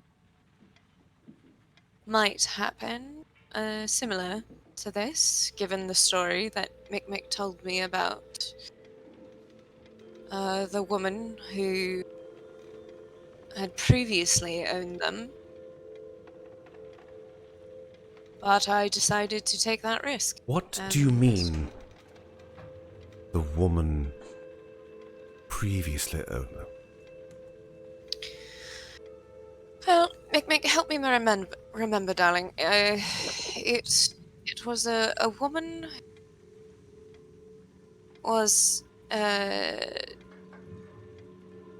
in this very strange cold land, possibly Lamordia. It seemed familiar. And something happened to her. I don't quite remember what, but she struck a deal with some sort of being. Am I correct in this, Mikmick? And then, Player doesn't remember. Yeah. But yeah, that does sound familiar. But yeah, all I remember about that story is they were taking off the dead body of this person. yes, it was something about they gave her power over the cold, which these have done for me. But her heart became frozen, and she was no longer who she had been until there was nothing left of her but. And then these gauntlets. I do remember the vision of them just in the snow. But she was gone. And what it was when you identified these gauntlets, Mikmick? What were they called? Said Player doesn't remember what they were called. What were they called? I don't have their description. Did- Did he say it out loud? Because I think I remember the name. I mean, I can help you guys out if you want. That's not a big deal. Yeah. Yeah. It's I remember what it is. They're It's called. the They're in Gauntlets your of Frozen items, Soul. folks. If you take a look in the Yeah. handouts, yeah, I know. I know. they're called the Gauntlets of Frozen. The story's also there too. It is. I was hoping that you guys were like, I'm just gonna look in. Oh, there it is. The story and the whole everything that Matt busted his butt to. There it is. Yay. Yeah. I didn't want to say anything. I don't have that. Did I butcher it? I'm sorry, Matt. No, you didn't butcher anything. No. No, you're fine. You're spot on. I don't have that. Yes, you do. No, I don't. Yes, you do. No, There, the Yes, items, you do. Mikmick. no, I don't. I mean, I have it. the Gauntlets of the Gauntlets Frozen of Frozen Soul. There they are. Yeah. Oh, yes, you do. There wasn't a picture of it. I was just looking at the handout. I'm like, why did I walk? Felt like I over was that, arguing with 5 my times? sister for a second there. I was like, yes, you do. No, I don't. Yes, you do. No, you don't. Shut up. You shut up. You stay on your side of the car. Yeah. So yeah, they're called the Gauntlets of Frozen Soul. Yes, they're. I believe. Did they identify? Who called them the Gauntlets of Frozen Soul? Oh my. If Mikmick actually relates this entire story, the one that's actually in the handout, Yeah. Moynot would listen to this and say, well, then it seems the curse would not be from the gauntlets, but from the gods who gifted them. They cursed their original owner because she used their gift poorly. And thus she became cold.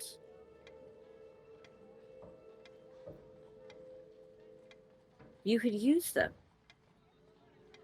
for some time before this happened to you. Yes, I woke up after the seance, and my hands were blue. Perhaps The spirit inhabiting your body activated the curse? Perhaps? How long have you had these gauntlets on your hands? Oh, since we were in Barovia, so... So, perhaps 4 days? 3 days? Or perhaps 5? I think it's rather unclear exactly how long we were not in How control many of our times bodies. how many days have you known to have taken your sleep? Well, there was last... Out of game? No idea. Yeah. In We game, didn't rest much in Barovia. in game, I've counted. There you go. Thank you, Matt. Just give us an answer, please. The answer is no. It's fine. In game, you guys have had 4 long rests since you have taken the gauntlets of Frozen Soul and worn them, Louisa. Is that counting the long rest from Strahd's carriage? Because I did not No. get the benefit of that. No, that does Okay. not count that. Okay. Does it count the times that we were the spirit adventurers? Yes, Well, we only got long rest once so there. that is correct. But it does include that. Well, no, we. So Technically, I don't want to belabor it, right? Why- Let me just tell you the truth, right? So there have been 4 dawns since you have had the There you gauntlets go. of Frozen Soul on your hands. God, it feels so much longer than that. I know. Yeah, it does. Right. Best guess is 4. We don't quite know how long the other spirits were inhabiting our body. Oh no. He puts his hand to his head and he says, This is not good news, considering this story. Considering how much time someone like her had before her heart was removed from her, so to speak. She seemed to have had years. Unless one can overthrow an empire in a matter of a day. She was of monumental will. To withstand the wrath of the gods for that long takes a toll. Well, it seems the gods only punished her after she had strayed from her course, shall we say? Perhaps. But when you understand the nature of cursed objects, you know that these retain that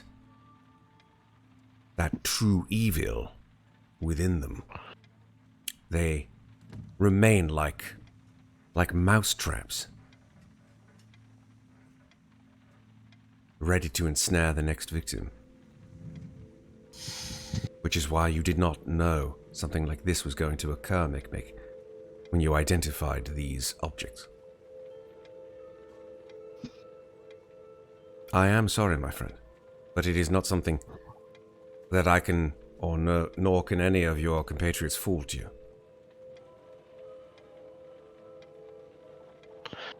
The question is not... Exactly, the question is not who is at fault, it's how do we fix the problem. I must consult others. Yes, perhaps. Others that are closer to the arcane nature of this curse. They may have an idea as to how to dissolve if it. I may, Alanik, would it be prudent to maybe go to the local church, see if we can contact the gods and see what's As much wrong as with them? I have faith in some form of religious beliefs, Mikmick, I do not believe that those here in the clergy and Dementlia will be able to excise this powerful curse. Even the most... Nor do we know. I wasn't saying excise it. I was saying contact the gods and see what she needs to do. Alanik like laughs, bold-faced, in your face, Mikmick, and says, Mikmick, I don't believe you quite understand where you are.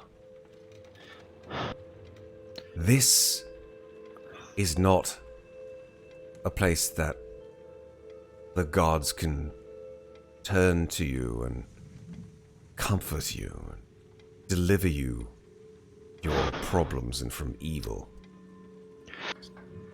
Alanik, I have a question, actually. If we can't remove the curse right now, is there any way to slow it down? You could try chopping off my hands. I would prefer not to do that. Nor do we know if that would even halt the curse. It's true. I would appreciate it if you could speak to some of us. How long do you think best how long do you think I have? I can only use logic to find the answer to that question, Louisa, and I would prefer not to have an emotional response, although I am quite fond of you. Based on the trajectory of this curse and its effect on you, I would say that you have no fewer than the certain amount of time that you've had already.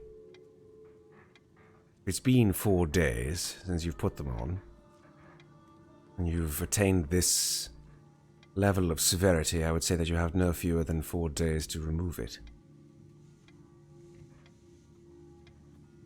Or no more than In 4 that days, I case. should say, not fewer.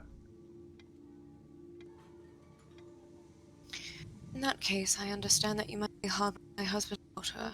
To go. You're cutting in and out, Megan, sorry. Yeah. Yeah, you are. Sorry, it's this mic. There's not much I can do about it. Damn it, Mike! But she's just going to say, in that case, I understand that you are harboring my husband and my daughter. I'd like to go and see them, please. I beg your pardon?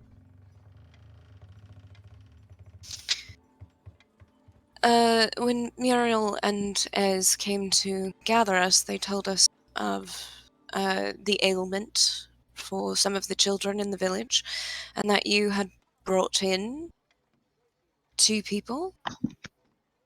Their names are not quite as I knew them, but they are similar enough, and descriptions match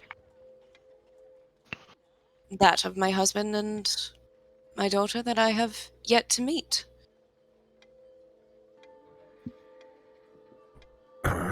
This is quite a shock to me. Arthur says,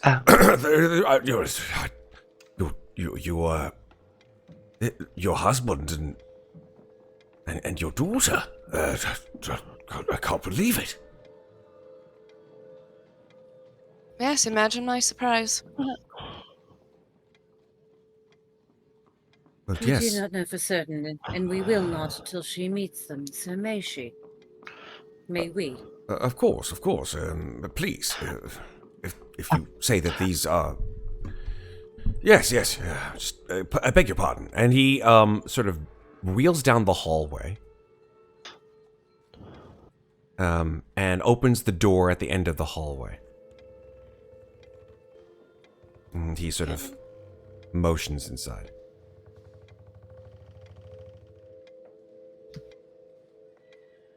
So we'll. Wynot's gonna follow. She wants to see how Louisa reacts to the situation.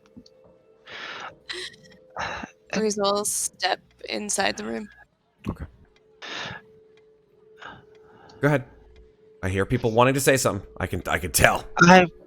I was going to say that before I step in the room, I want to mention something to Alanik. Okay. What do you say?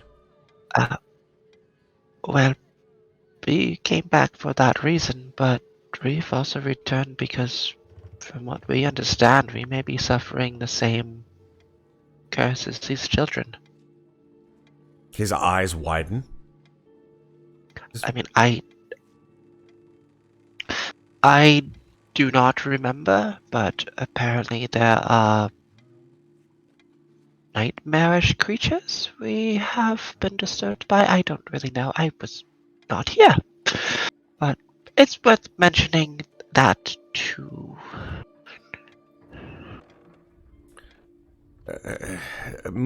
All this information is coming as quite a bit of a shock to me. I do apologize. I must take things one piece of information at a time. I also have other information, but I can wait. I do appreciate this, Amnestria. I know that you do often overshare, or at least a little bit, but let's keep things at a level if we can, possibly. Yes. I think I'll take that as a compliment. I'm gonna step in the room. Okay. You step into the room, and lying on the bed is a young girl with red hair. She is serene, and her eyes are shut. Behind those lids, though, her eyes are hastily moving as if in REM sleep, all over. Up, down, left, right, and in circles. Sitting at a nearby table is a young man.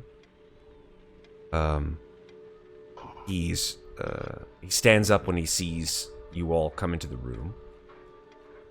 He's wearing fine vestments, but they seem to have some wear and tear to them, so they seem maybe a little bit shabby. And he has a head of very fine dark hair, and his eyes are crystal blue, perhaps lined with red, as in that he's been perhaps sobbing. Is there a token? I'm gonna get a good. I have a few tokens, but I just Okay. want to choose a good one. Gotcha. I was just making sure that my roll 20 wasn't like. Nope, it's not you. It's me. I was also moving away from the table. I've got a good one here. This is a good one. It's kind of happier there we Jack. go. Happier Jack. Aww. That's Jack. Oh, look at him. He's so cute. That's Jack. Yeah. And then this is, or Jacques, whatever you want to call him. And then this is, well, I guess you can call her what you want. Caroline, Bertie, Aww. your choice. Coraline? Definitely not Coraline. No. There are no buttons for Doesn't have eyes here. buttons for eyes. God damn it. Yeah. God damn it. Exactly. Such a good man. Like that you and Sarah both went on the same page with that. Oh yeah. Love me some We're Neil good at Gaiman. that. So, Yep. I mean, it is Jack, right? Let's just call a spade, right? It is 100% Jack. He stands up, and he's clearly been wringing his hands. His hands are just rubbed raw red from concern and anxiety. And he looks at you, Louisa, and he doesn't know what to do. He feels like it looks like he's like wants to run at you and embrace you, but he's holding himself back. You don't even need an insight check. His mouth is sort of partly open, and he's just I.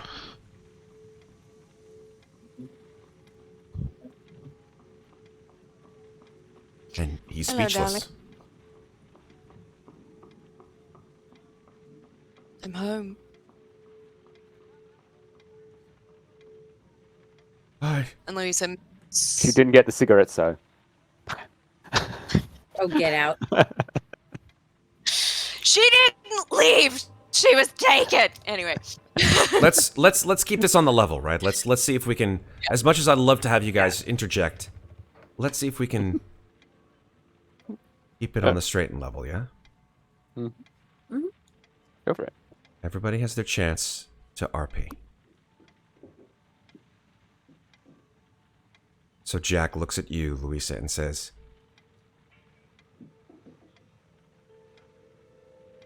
I'm so sorry. I'm so sorry. What? I know you hate me.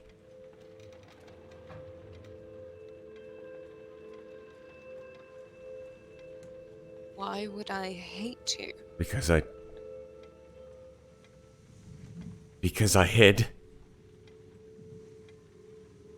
I took Birdie and I hid.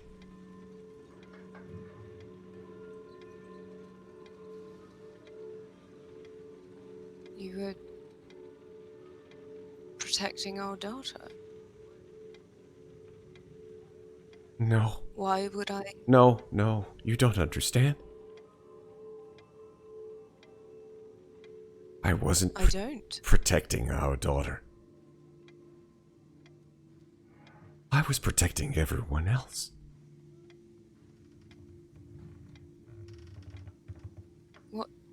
What do you mean? Louisa, you've been gone for 10 years? Things are so different. When Birdie was a little girl, she'd fall into trances and I wouldn't know what to do. I was alone by myself here in Dementlio, and people were so unkind. They didn't know what to do. Your mother and father, they turned their back. They thought that I had something to do with your disappearance. And then the money dried up.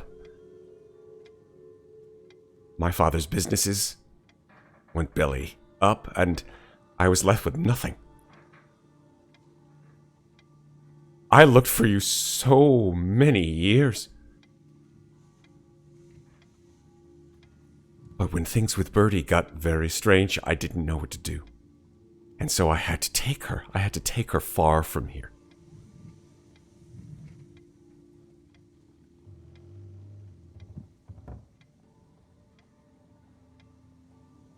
She would fall asleep and not wake up for days.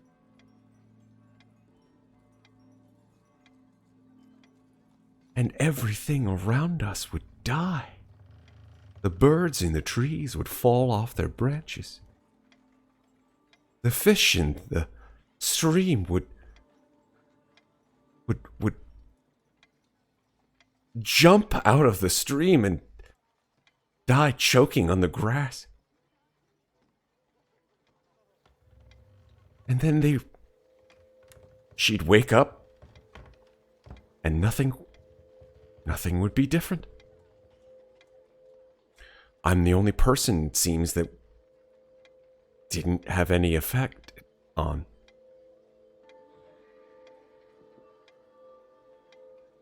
But when Birdie fell asleep 4 days ago and didn't wake up, I heard things. I heard that other children were having dreams and getting sick. And then they would die. I didn't know what to do. I had to bring her here. I had to bring her to Atlantic. I heard here's the most, and Atlantic says, I'm not the one that's going to necessarily be able to solve this. With Dr. Van Richten gone, all I can do is delay. And Jack looks at you, Louisa, and says, I don't know what to do. It's our daughter.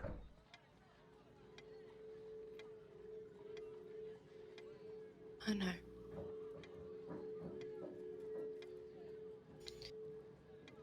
Louisa is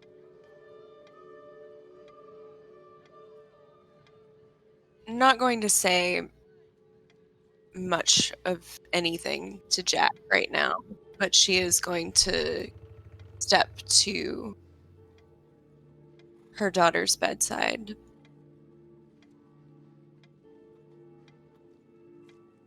And she's just going to, very briefly, because she knows, even though she can't feel it, her hands are very cold. So she's just going to place a hand on her brow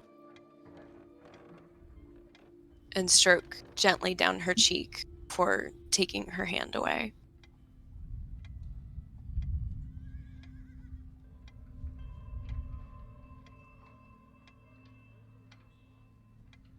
She's been sick for 4 days? 4 said? days, yes. 4 days. She hasn't woken up.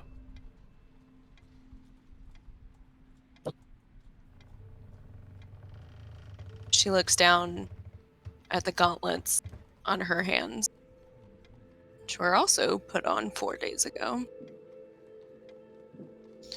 Alanik, is there a possibility that this is linked? More than 4 likely. days. More than likely, yes. If my suspicions are correct, and they often always are,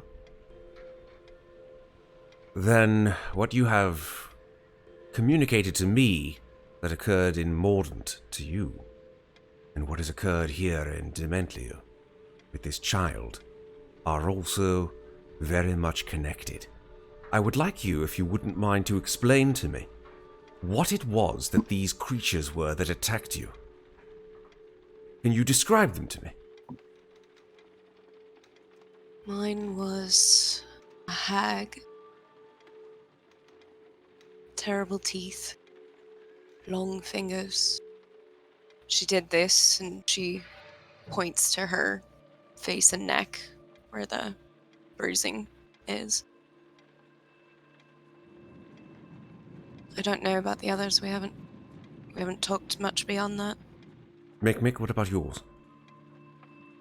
Well, at this point, seeing as Mikmick's not in combat, he's got his armor back down, so he's back down to his just one glove, and he's got his Dementliu clothes on, the ones that he actually got in Dementliu, believe it or not.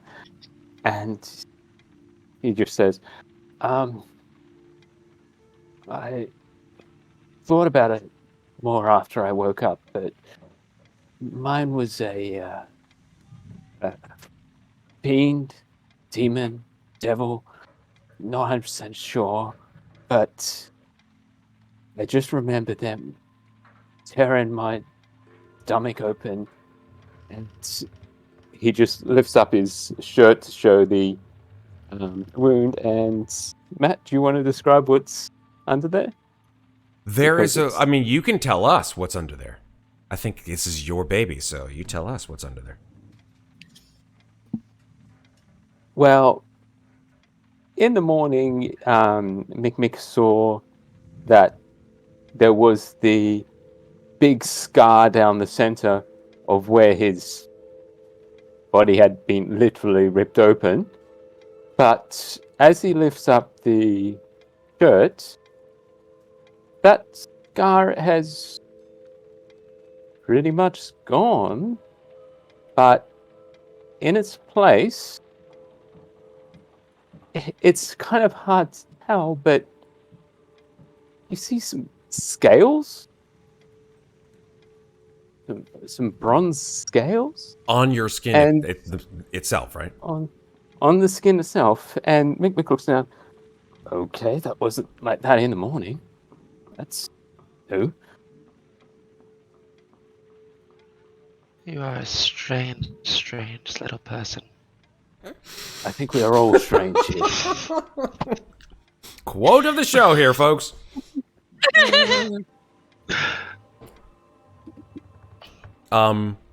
He says, Alanic says, oh, yes, that's a dragon mark. I've seen those before. You should consider yourself lucky. We'll see what comes of it. Indeed. At least. Turns to you, Amnestria. And you. What was your assailant? I honestly have no idea. I don't remember last night. At all.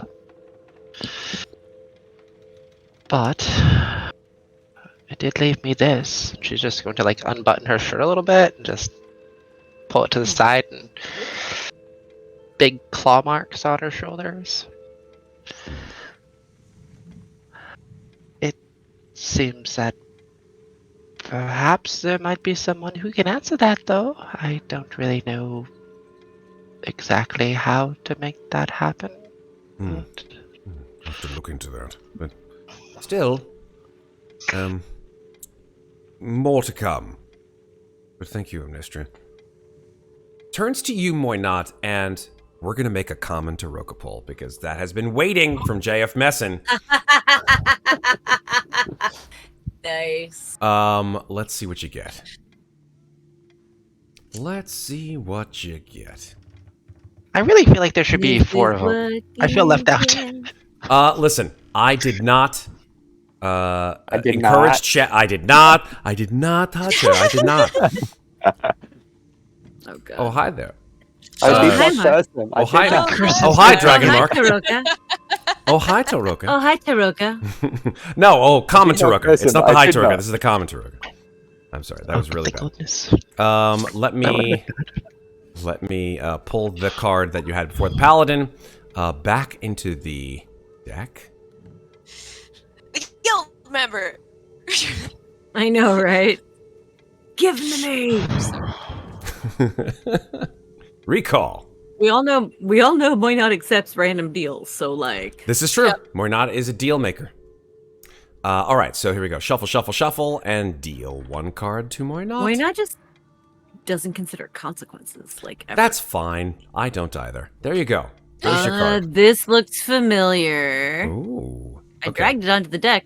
I dragged it onto the Yeah, table, it's on the and now table. I can't see it. Well, you can't see it because it's all the can't- dynamic lighting and shit, but there you go. Oh, okay, there you go. The transmuter. I feel like Oh, we have had. Oh We've yeah, had that's this several that's times. good I old think double that's boob. already been cursed. Let's find out for think- sure. I thought the curse version was That was already the- taken. Yeah. Hold on. That was the one for the go fuck yourself. Oh, this went back. Oh, this is that the one that Transmuter is incorrect. Oh. The transmuter is Oh, this was the one with the no money. coins. That's right. Oh. No one has taken this one. I had to draw again. Yeah. I had to I think draw it's because none of us have money. because I had no money. Moynot, do you have any Yeah, coins? Atlantic Jane has. I do have money. And What I kind of think she coins was do the you one that- have? What kind of coins do you have? I have 5 silver, 20 electrum, and 261 gold. All coins on your person with less value than gold become gold. Meh, it's only 25. It's not really worth it. Fair. Yeah. Transmuter goes back in the deck. Nobody takes We the could find transmuter. like a sack of like 100 copper. You know what? Listen. Like- you could just I'm gonna take that transmuter You know and what? put it back in the deck. No, I I'm know what we sad need I to didn't do. lobby. Go ahead, I'm sorry. sad I didn't lobby for myself harder whenever I got that card the first time. Because with no money, then I think I should have inherited all the gold in the world ever. So you know, There you go. 999 So- gold pieces. Yeah. Crazy idea. Let's go to a bank. Let's exchange our gold for copper pieces. I love and this. wait I love everybody, this idea. and then just wait for the transmuter to show up again. Exactly. And then you'll have. Oh, it's true. That was like One, 10-fold your money or two. 100-fold your money. You just gotta just bribe chat and be like, "Hey, chat, draw 5 common Taroka cards this one, and maybe one of them will be the transmuter." Maybe we'll get the. Maybe somebody. It We'll came all up get last fucked, but time. maybe somebody will get a bunch of money. That's true. Yep. All right. So unfortunately, you do not take the transmuter. It goes back into the deck. It's still uncursed. We're Not good. worth it. For 25 gold, not worth it. I'll remember Not that. worth inflicting a curse on someone later. I And did also, not curse you. I Moynat did gives- not. Also, Moynat really gives zero shits about money. Fair. So she's Completely like, fair. All right. So you just feel like you look down at your purse. Your purse is like, feed me. And then you're like, fuck off. And the purse goes back to normal. Yeah. All right. Back to the Was it from the purse or from the hands? maybe a little bit of both. Mm-hmm. Let's go back. Time speeds up. Lennox goes to you again, Moynat, and says, What did you experience? What was your who was the one, or what was the one that attempted to kill you? She just kind of swings her hair back from over her arm and says, and so you can see these like puncture wounds going down her arms. Goes swallowed by a serpent. A serpent. Did you get a look at this serpent?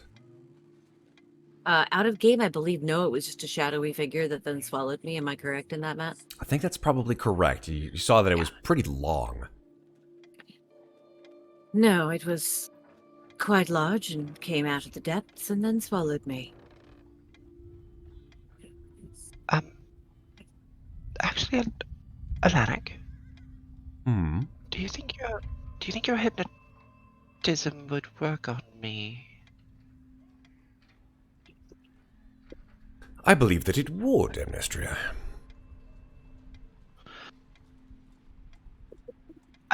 I don't know how to get you the information you seek, but perhaps you can find it out that way.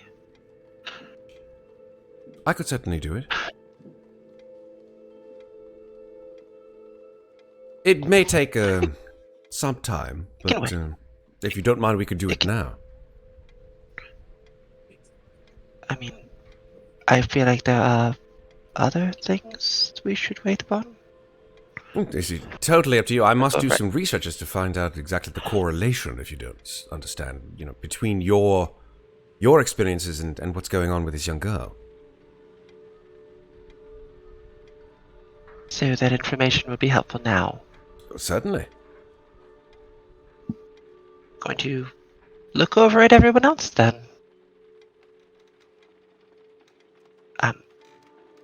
Well, friends?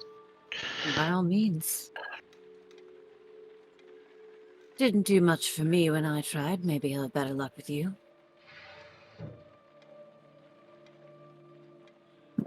Right. Matt, out of game, how long has it been since the last time we were in Dementliu when Cabe went to see Jack and he told Louisa not to come? 5 days. I will. Upon saying that to Amnestria, Moynat is going to turn her gaze on Jack and say, You there, husband. My name's Why Jack. did you not wish? She ignores that completely. Why did you not wish to see your wife? You must be kidding. No, I am not. When the small one came to you and said that your wife had returned, why did you wish to not see her? It's not that I wanted her not to see me. Sorry, wrong accent. It's not that I wanted her not to see me. I knew that... I feared that she would hate me. I feared that she would think that I had stolen her daughter from her. I feared that she would come and what would happen to all the things around her would happen to her too.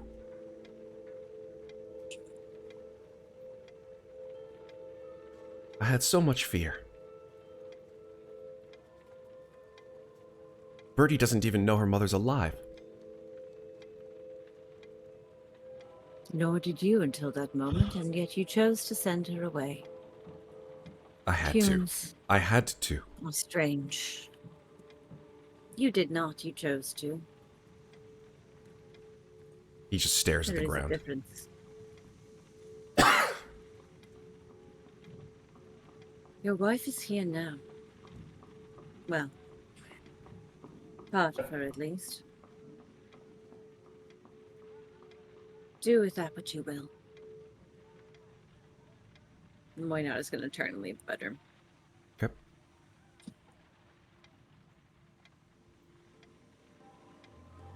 Go Alanik to the looks kitchen and look for salt. perfectly fine. Alanik looks at Amnestria and says, "If you wouldn't mind accompanying me to my study, we should be able to complete the hypnotism in short order." All right. I think it's important that we give these two the time they need. Most certainly. I'd like one of my friends to be there, if possible. Is that okay? Perfectly fine. And, like, he turns and looks at you, Mikmick.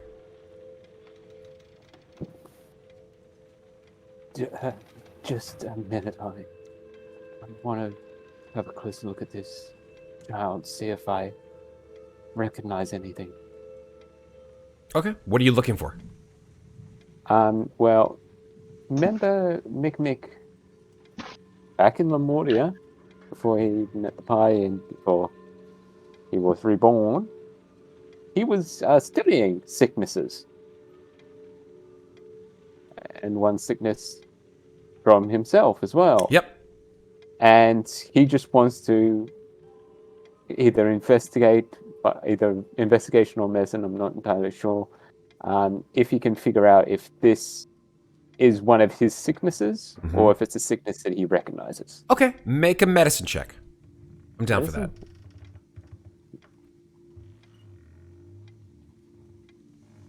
And I'm going to use the knowledge from past life on this as well. Great. Nice.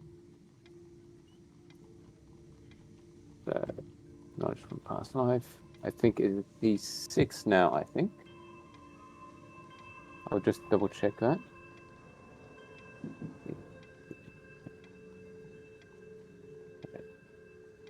This is why you've got two. D&D Beyond for the win, my friend. Indeed, Lisa. Let's see.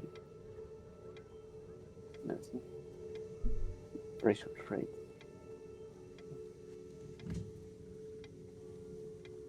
This is compelling content right now, folks. There you go. D6 immediately after seeing the number, yes. So D6, roll that beautiful bean footage. Let's go. 6. So that's a total of 20. 3. With Because your you stress. have the Yeah. stress. Yes, Oh, yeah. 23 with stress. Yeah, 23 with stress. Pretty damn good. Yeah, you are 100% convinced this is nothing that has come from you. Well, that's good for Mikmick. Damn straight. Your Conscience is clear. Your conscience is clear. Your guilt has been assuaged. You didn't cause this fucking tragedy either. Good job.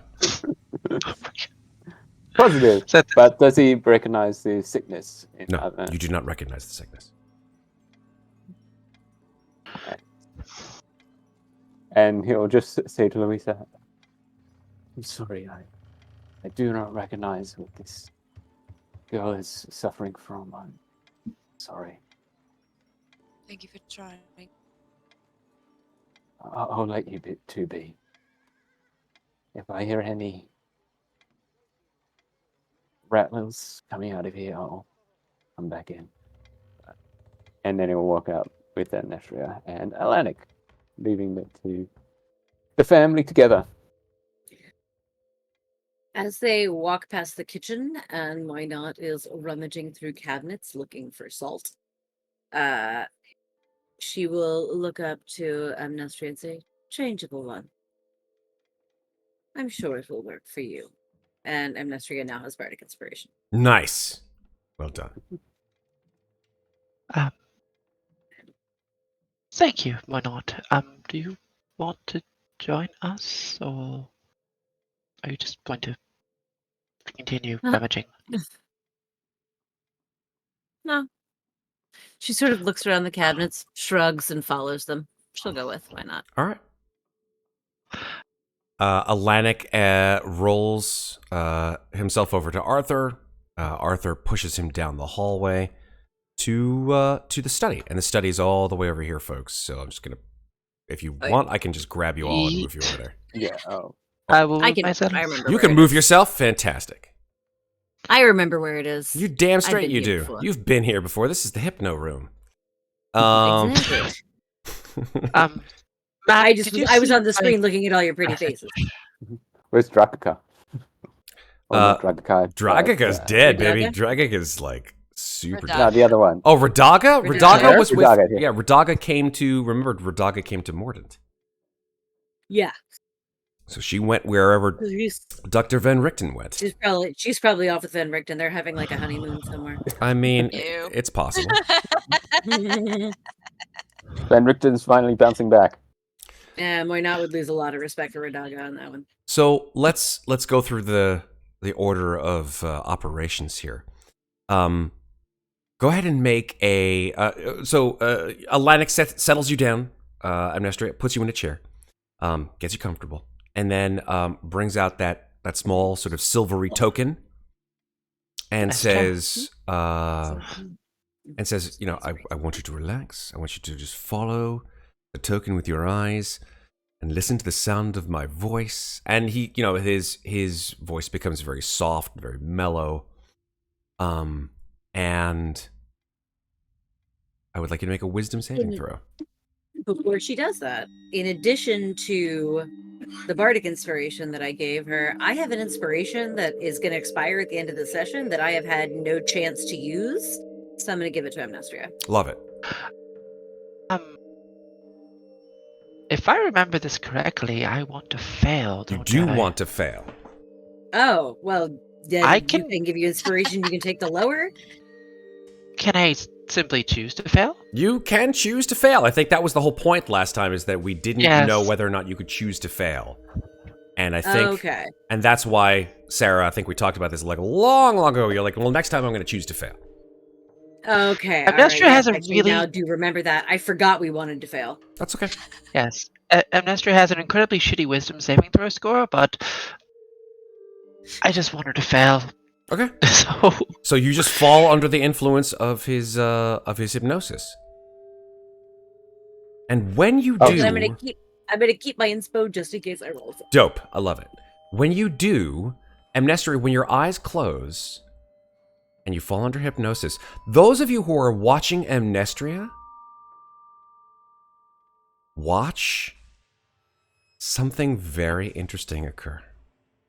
Oh boy. Amnestria's hair changes color multiple times within the course of 6 or 7 seconds. First, it's red. Then it is a golden brown. Then it is blonde. Then it is a pure black. Just cycles through all of the seasons based on the emotional fragility that she is exposing right now. And I'm going to ask you, Maeve, if you want this to come from Ginnifer or if you want to have this come from Loria. interesting choices. Do I get to know what it's like? What I'm saying? Yeah. Like, Yeah, absolutely. I just was hoping that your personality, like you could mirror that particular personality. oh, sure. So who is it? You know what? Who's your favorite child, Maeve? Come on, tell us who it is. Just because of the fact that I'm currently Amnestria, I'm gonna say Loria. Loria, fantastic. So you guys watch as Amnestria's hair sort of settles in on a very sort of stylish honey blonde, perhaps somewhere between red and pure blonde. And her face perhaps becomes a little bit less rough around the edges. Her scars disappear. And she looks similar to Amnestria, but decidedly different. Amnestria, you are now no longer Amnestria. You are Loria, at least for the time that you are hypnotized. And you may speak as Loria with the information that Ginnifer had in your mind.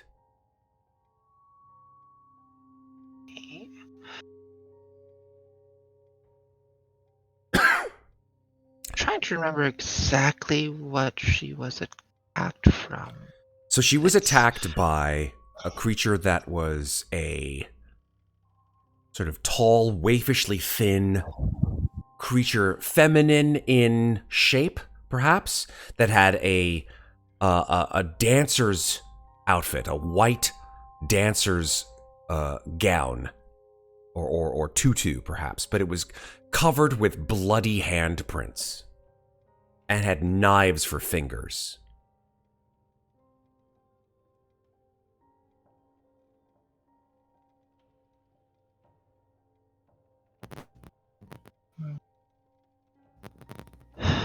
So much blood.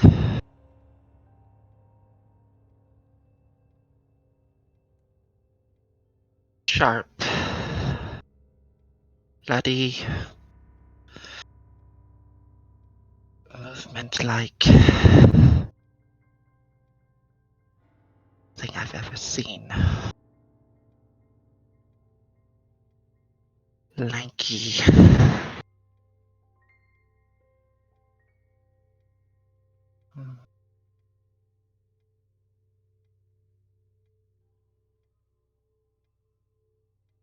So incredibly fast.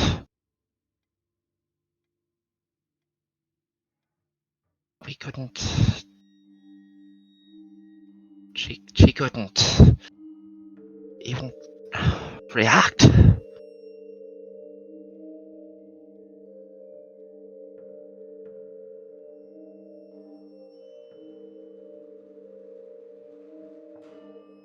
Alanik looks at you, Loria, and says, even with your eyes closed,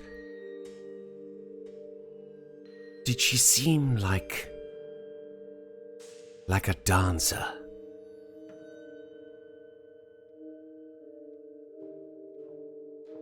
Yes. Yes. Alanik looks back at Arthur and says, "Fetch me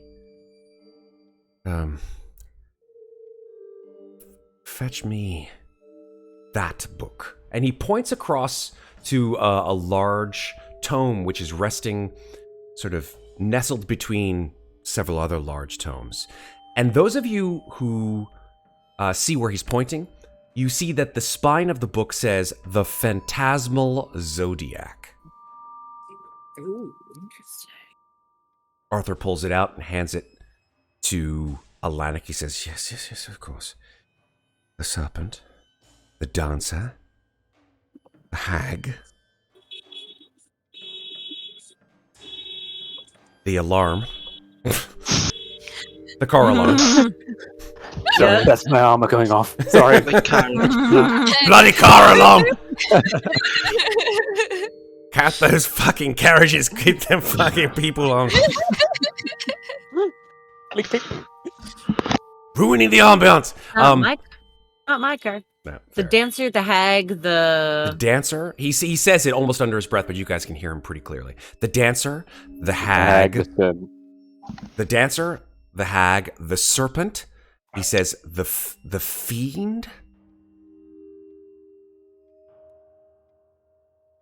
And then he starts leafing through the book, and his hand is just quick as lightning. Just, and he settles on a page, and he places the book face up on the table.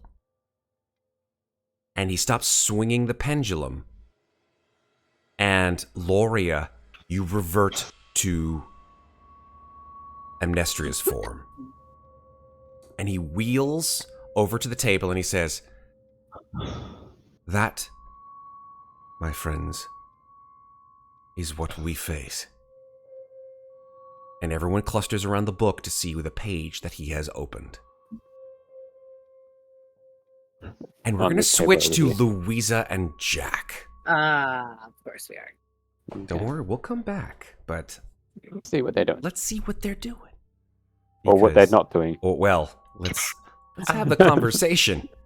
Let's have a conversation here. It's a lot of stuff. Kids in the room, guys. Come on, keep it clean. This is, I don't believe this is that kind of a conversation. Exactly. So, Jack, he says, Louisa, I don't know what I need to say to you to make you understand why I did what I did. But I did it for her, I did it for us, I did it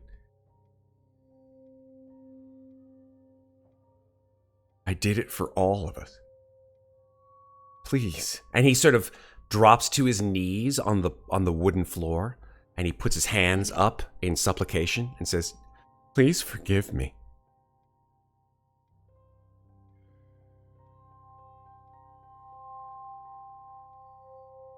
Do you know it's only been 7 years? What? Apparently, when the mists took... Before I'd even a chance to hold our daughter, they deposited me in Carticus, another domain. I was there for 7 years before I found this group. They were searching for someone, and I finally saw a way out that I'd been searching for.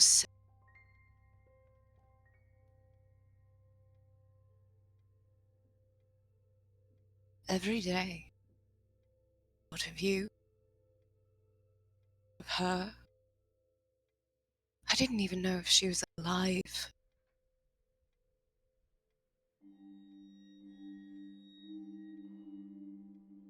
I was ripped from her. I was ripped from you. Taken to an entire other world that I had no idea where I was. I had how to get home.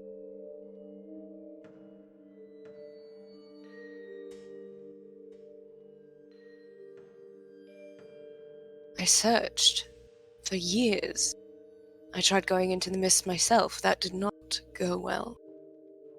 I tried sending messages that I searched this god-forsaken town for any magic user that could send any sort of message. Anything. They were a bunch of fucking actors, as it turned out, so no, they couldn't help me, but...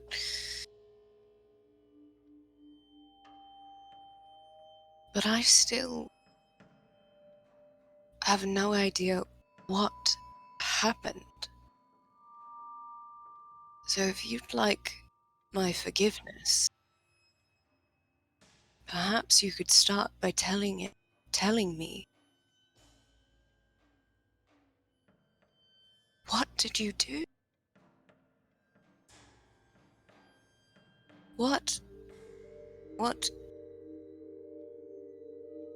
gifts or curse does she have?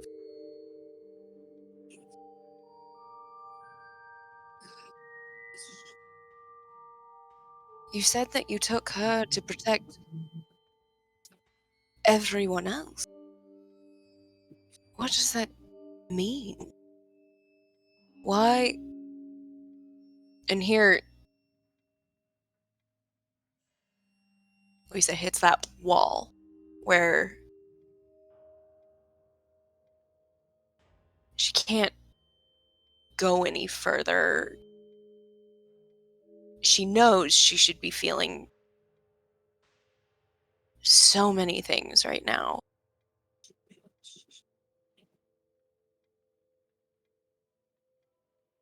But she can't.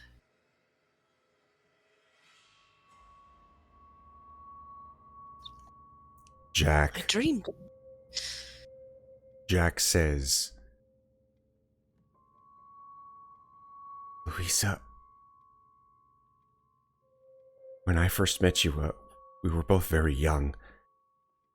And although my mother and father said that it would be for the good of the family that you and I were to wed. I knew from the first moment that I saw you that I would love you forever.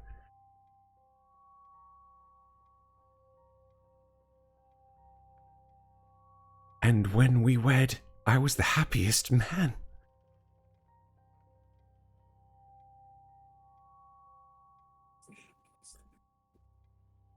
But when they came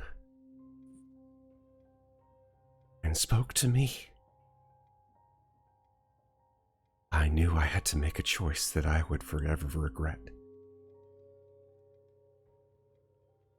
And I hid it from you for so long, because I knew that if I did tell you,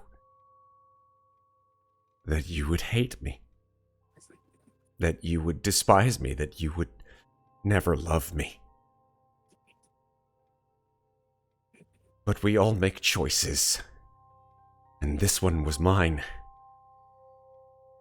And I did it because I wanted you to have a child so badly.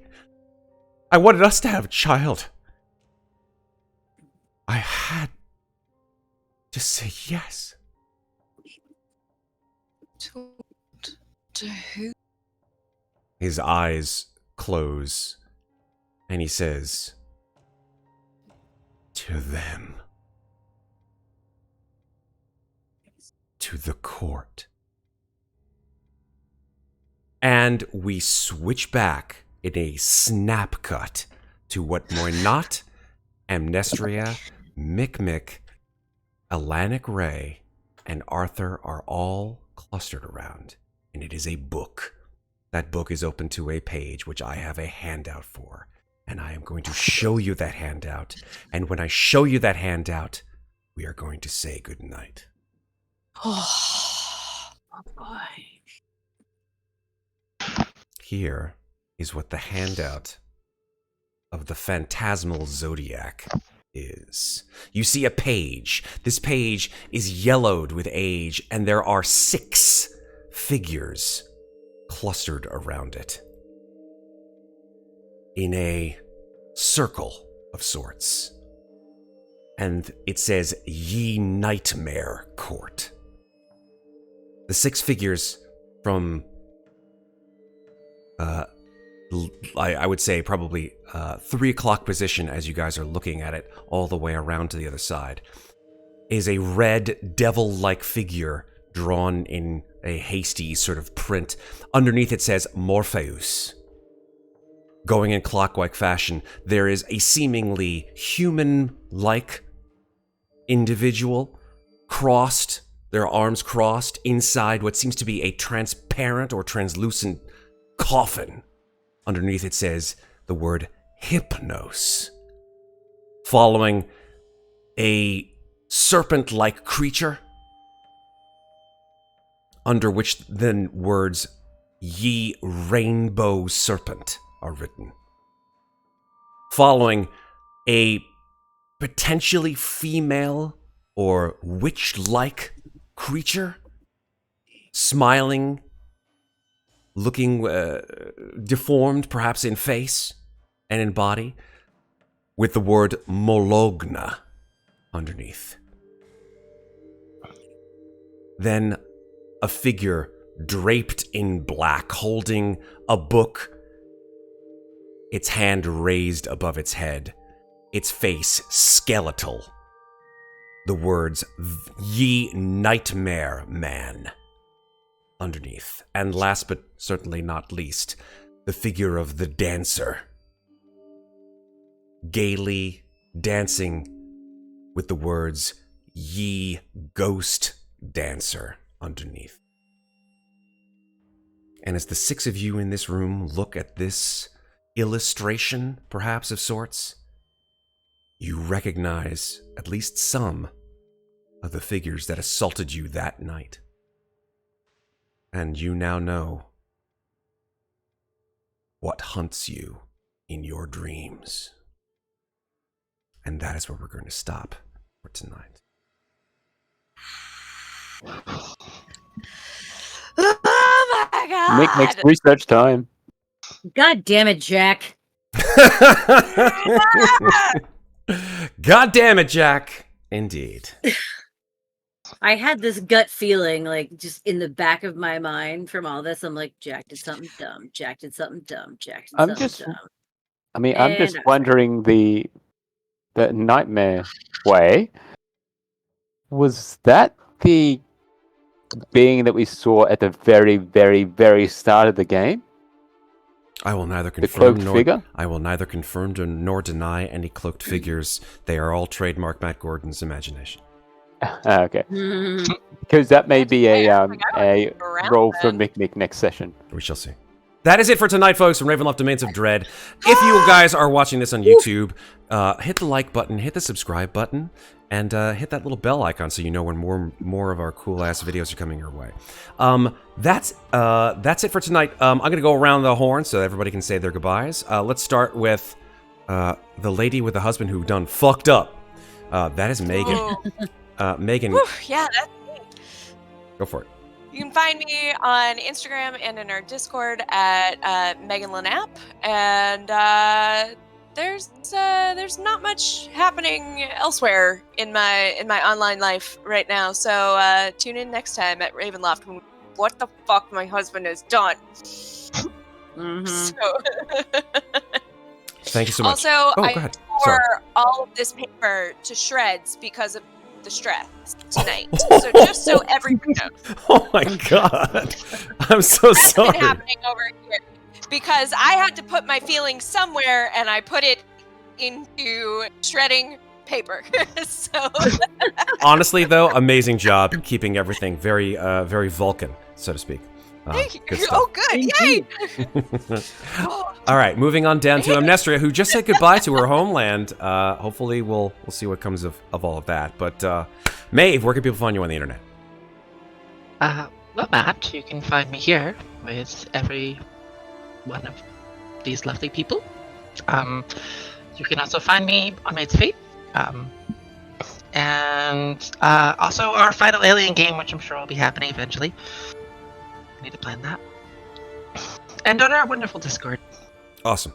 Thank you so much, Maeve. Moving across the pond here, or the other pond, whatever, a body of water, to our friend in Australia, Red. Red, where can people find you on the internet? You can find me at various places around the internet. I mean, I've got a few profiles on pretty much everywhere, but I don't post, so good luck finding me, but you'll most likely find me on our Discord. If I'm I do. sure Matt will most likely link in the chat. It's already up there. Miss Deadite already popped into the chat. But if you're looking for Discord here on YouTube, it's in the show notes. Yeah. But yeah, you'll most likely find me on the Discord when I'm not playing games. Beautiful. Or while I'm playing games. Whenever. Awesome. Thank you so much, Red. And finally, Sarah, where can people find you on the internet? Hello, I am Sarah. You can find me on the internet here on Slices and Dices most Fridays and many Thursdays. You can find me over on Mates of Fate, alternating Thursdays, and this Sunday, where Matt and I will be playing Kids on Bikes. Mm-hmm. Super fun. Lots of emotional teenage trauma. It's great. And on Instagram at Lovely Llama, where I'm terrible at posting. On Reddit as Lovely Llama, where I'm much better about posting. On our Discord as Lovely Llama, where I kind of waffle between being great and sucking really bad. And occasionally in Twitch chat as Violet Fiasco when I have a second to look down during stream. Fantastic. Thank you, Sarah. Oh, yes, Maeve? Also, addition with Kids on Bikes, if you guys keep donating, I'm going to eat really hot jerky for charity. So. You're going to eat really hot what? Hot jerky? Hot jerky. Yes. Oh, okay. 1.3 million Scovilles. Holy shit. What Ooh. No. That's There, but for the Yeah. grace of God, go not me. Yeah, for real. It's going to just be But like Mm-mm. unhappy. Mm-mm. that's worth Yeah. pointing out. Kids on Bikes is a charity stream raising money for the Trevor Project, which is support for LGBTQ youth. It's a really awesome charity, and you can also make donations to see teenage photos of the whole cast and some of the regular Aw. viewers. And nobody bought any of mine last week, and I'm really sad about that. So, You know come what? on, guys. Like the Taroka, eventually it will be your turn. So it's just a matter of time. I just felt nobody wanted to see my awkward teenage ass. What the fuck? You have a lot of awkward teenage pictures, so I do. I'll just donate until I get to see Sarah's awkward teenage pictures. There you go. Super. All right, folks. Hey everybody, I'm Matt. I help to do things around here on Slices and Dices. There's going to be more great content coming your way in June. We've got more, obviously, Ravenloft, Aliens with their final game of the campaign, more Call of Cthulhu, potentially other games like Sarah's Vaesen game, which I know she's been planning for a while, Everyday Heroes, and others. Don't miss out. Join our Discord and join in all the fun, because there's more and more awesome RPG content coming your way here on Slices and Dices every Thursday and most Fridays here during the month. That's it for tonight, folks. Until we see each other again, folks, whatever. Focus. I'll just say focus. Focus! Coming in slowly. Remember. Oh, Sarah's doing the finger thing. I like it. Remember, take care of each other. But don't forget to take care of yourselves. Thank you, folks. We love you. Have a great night and a fantastic weekend.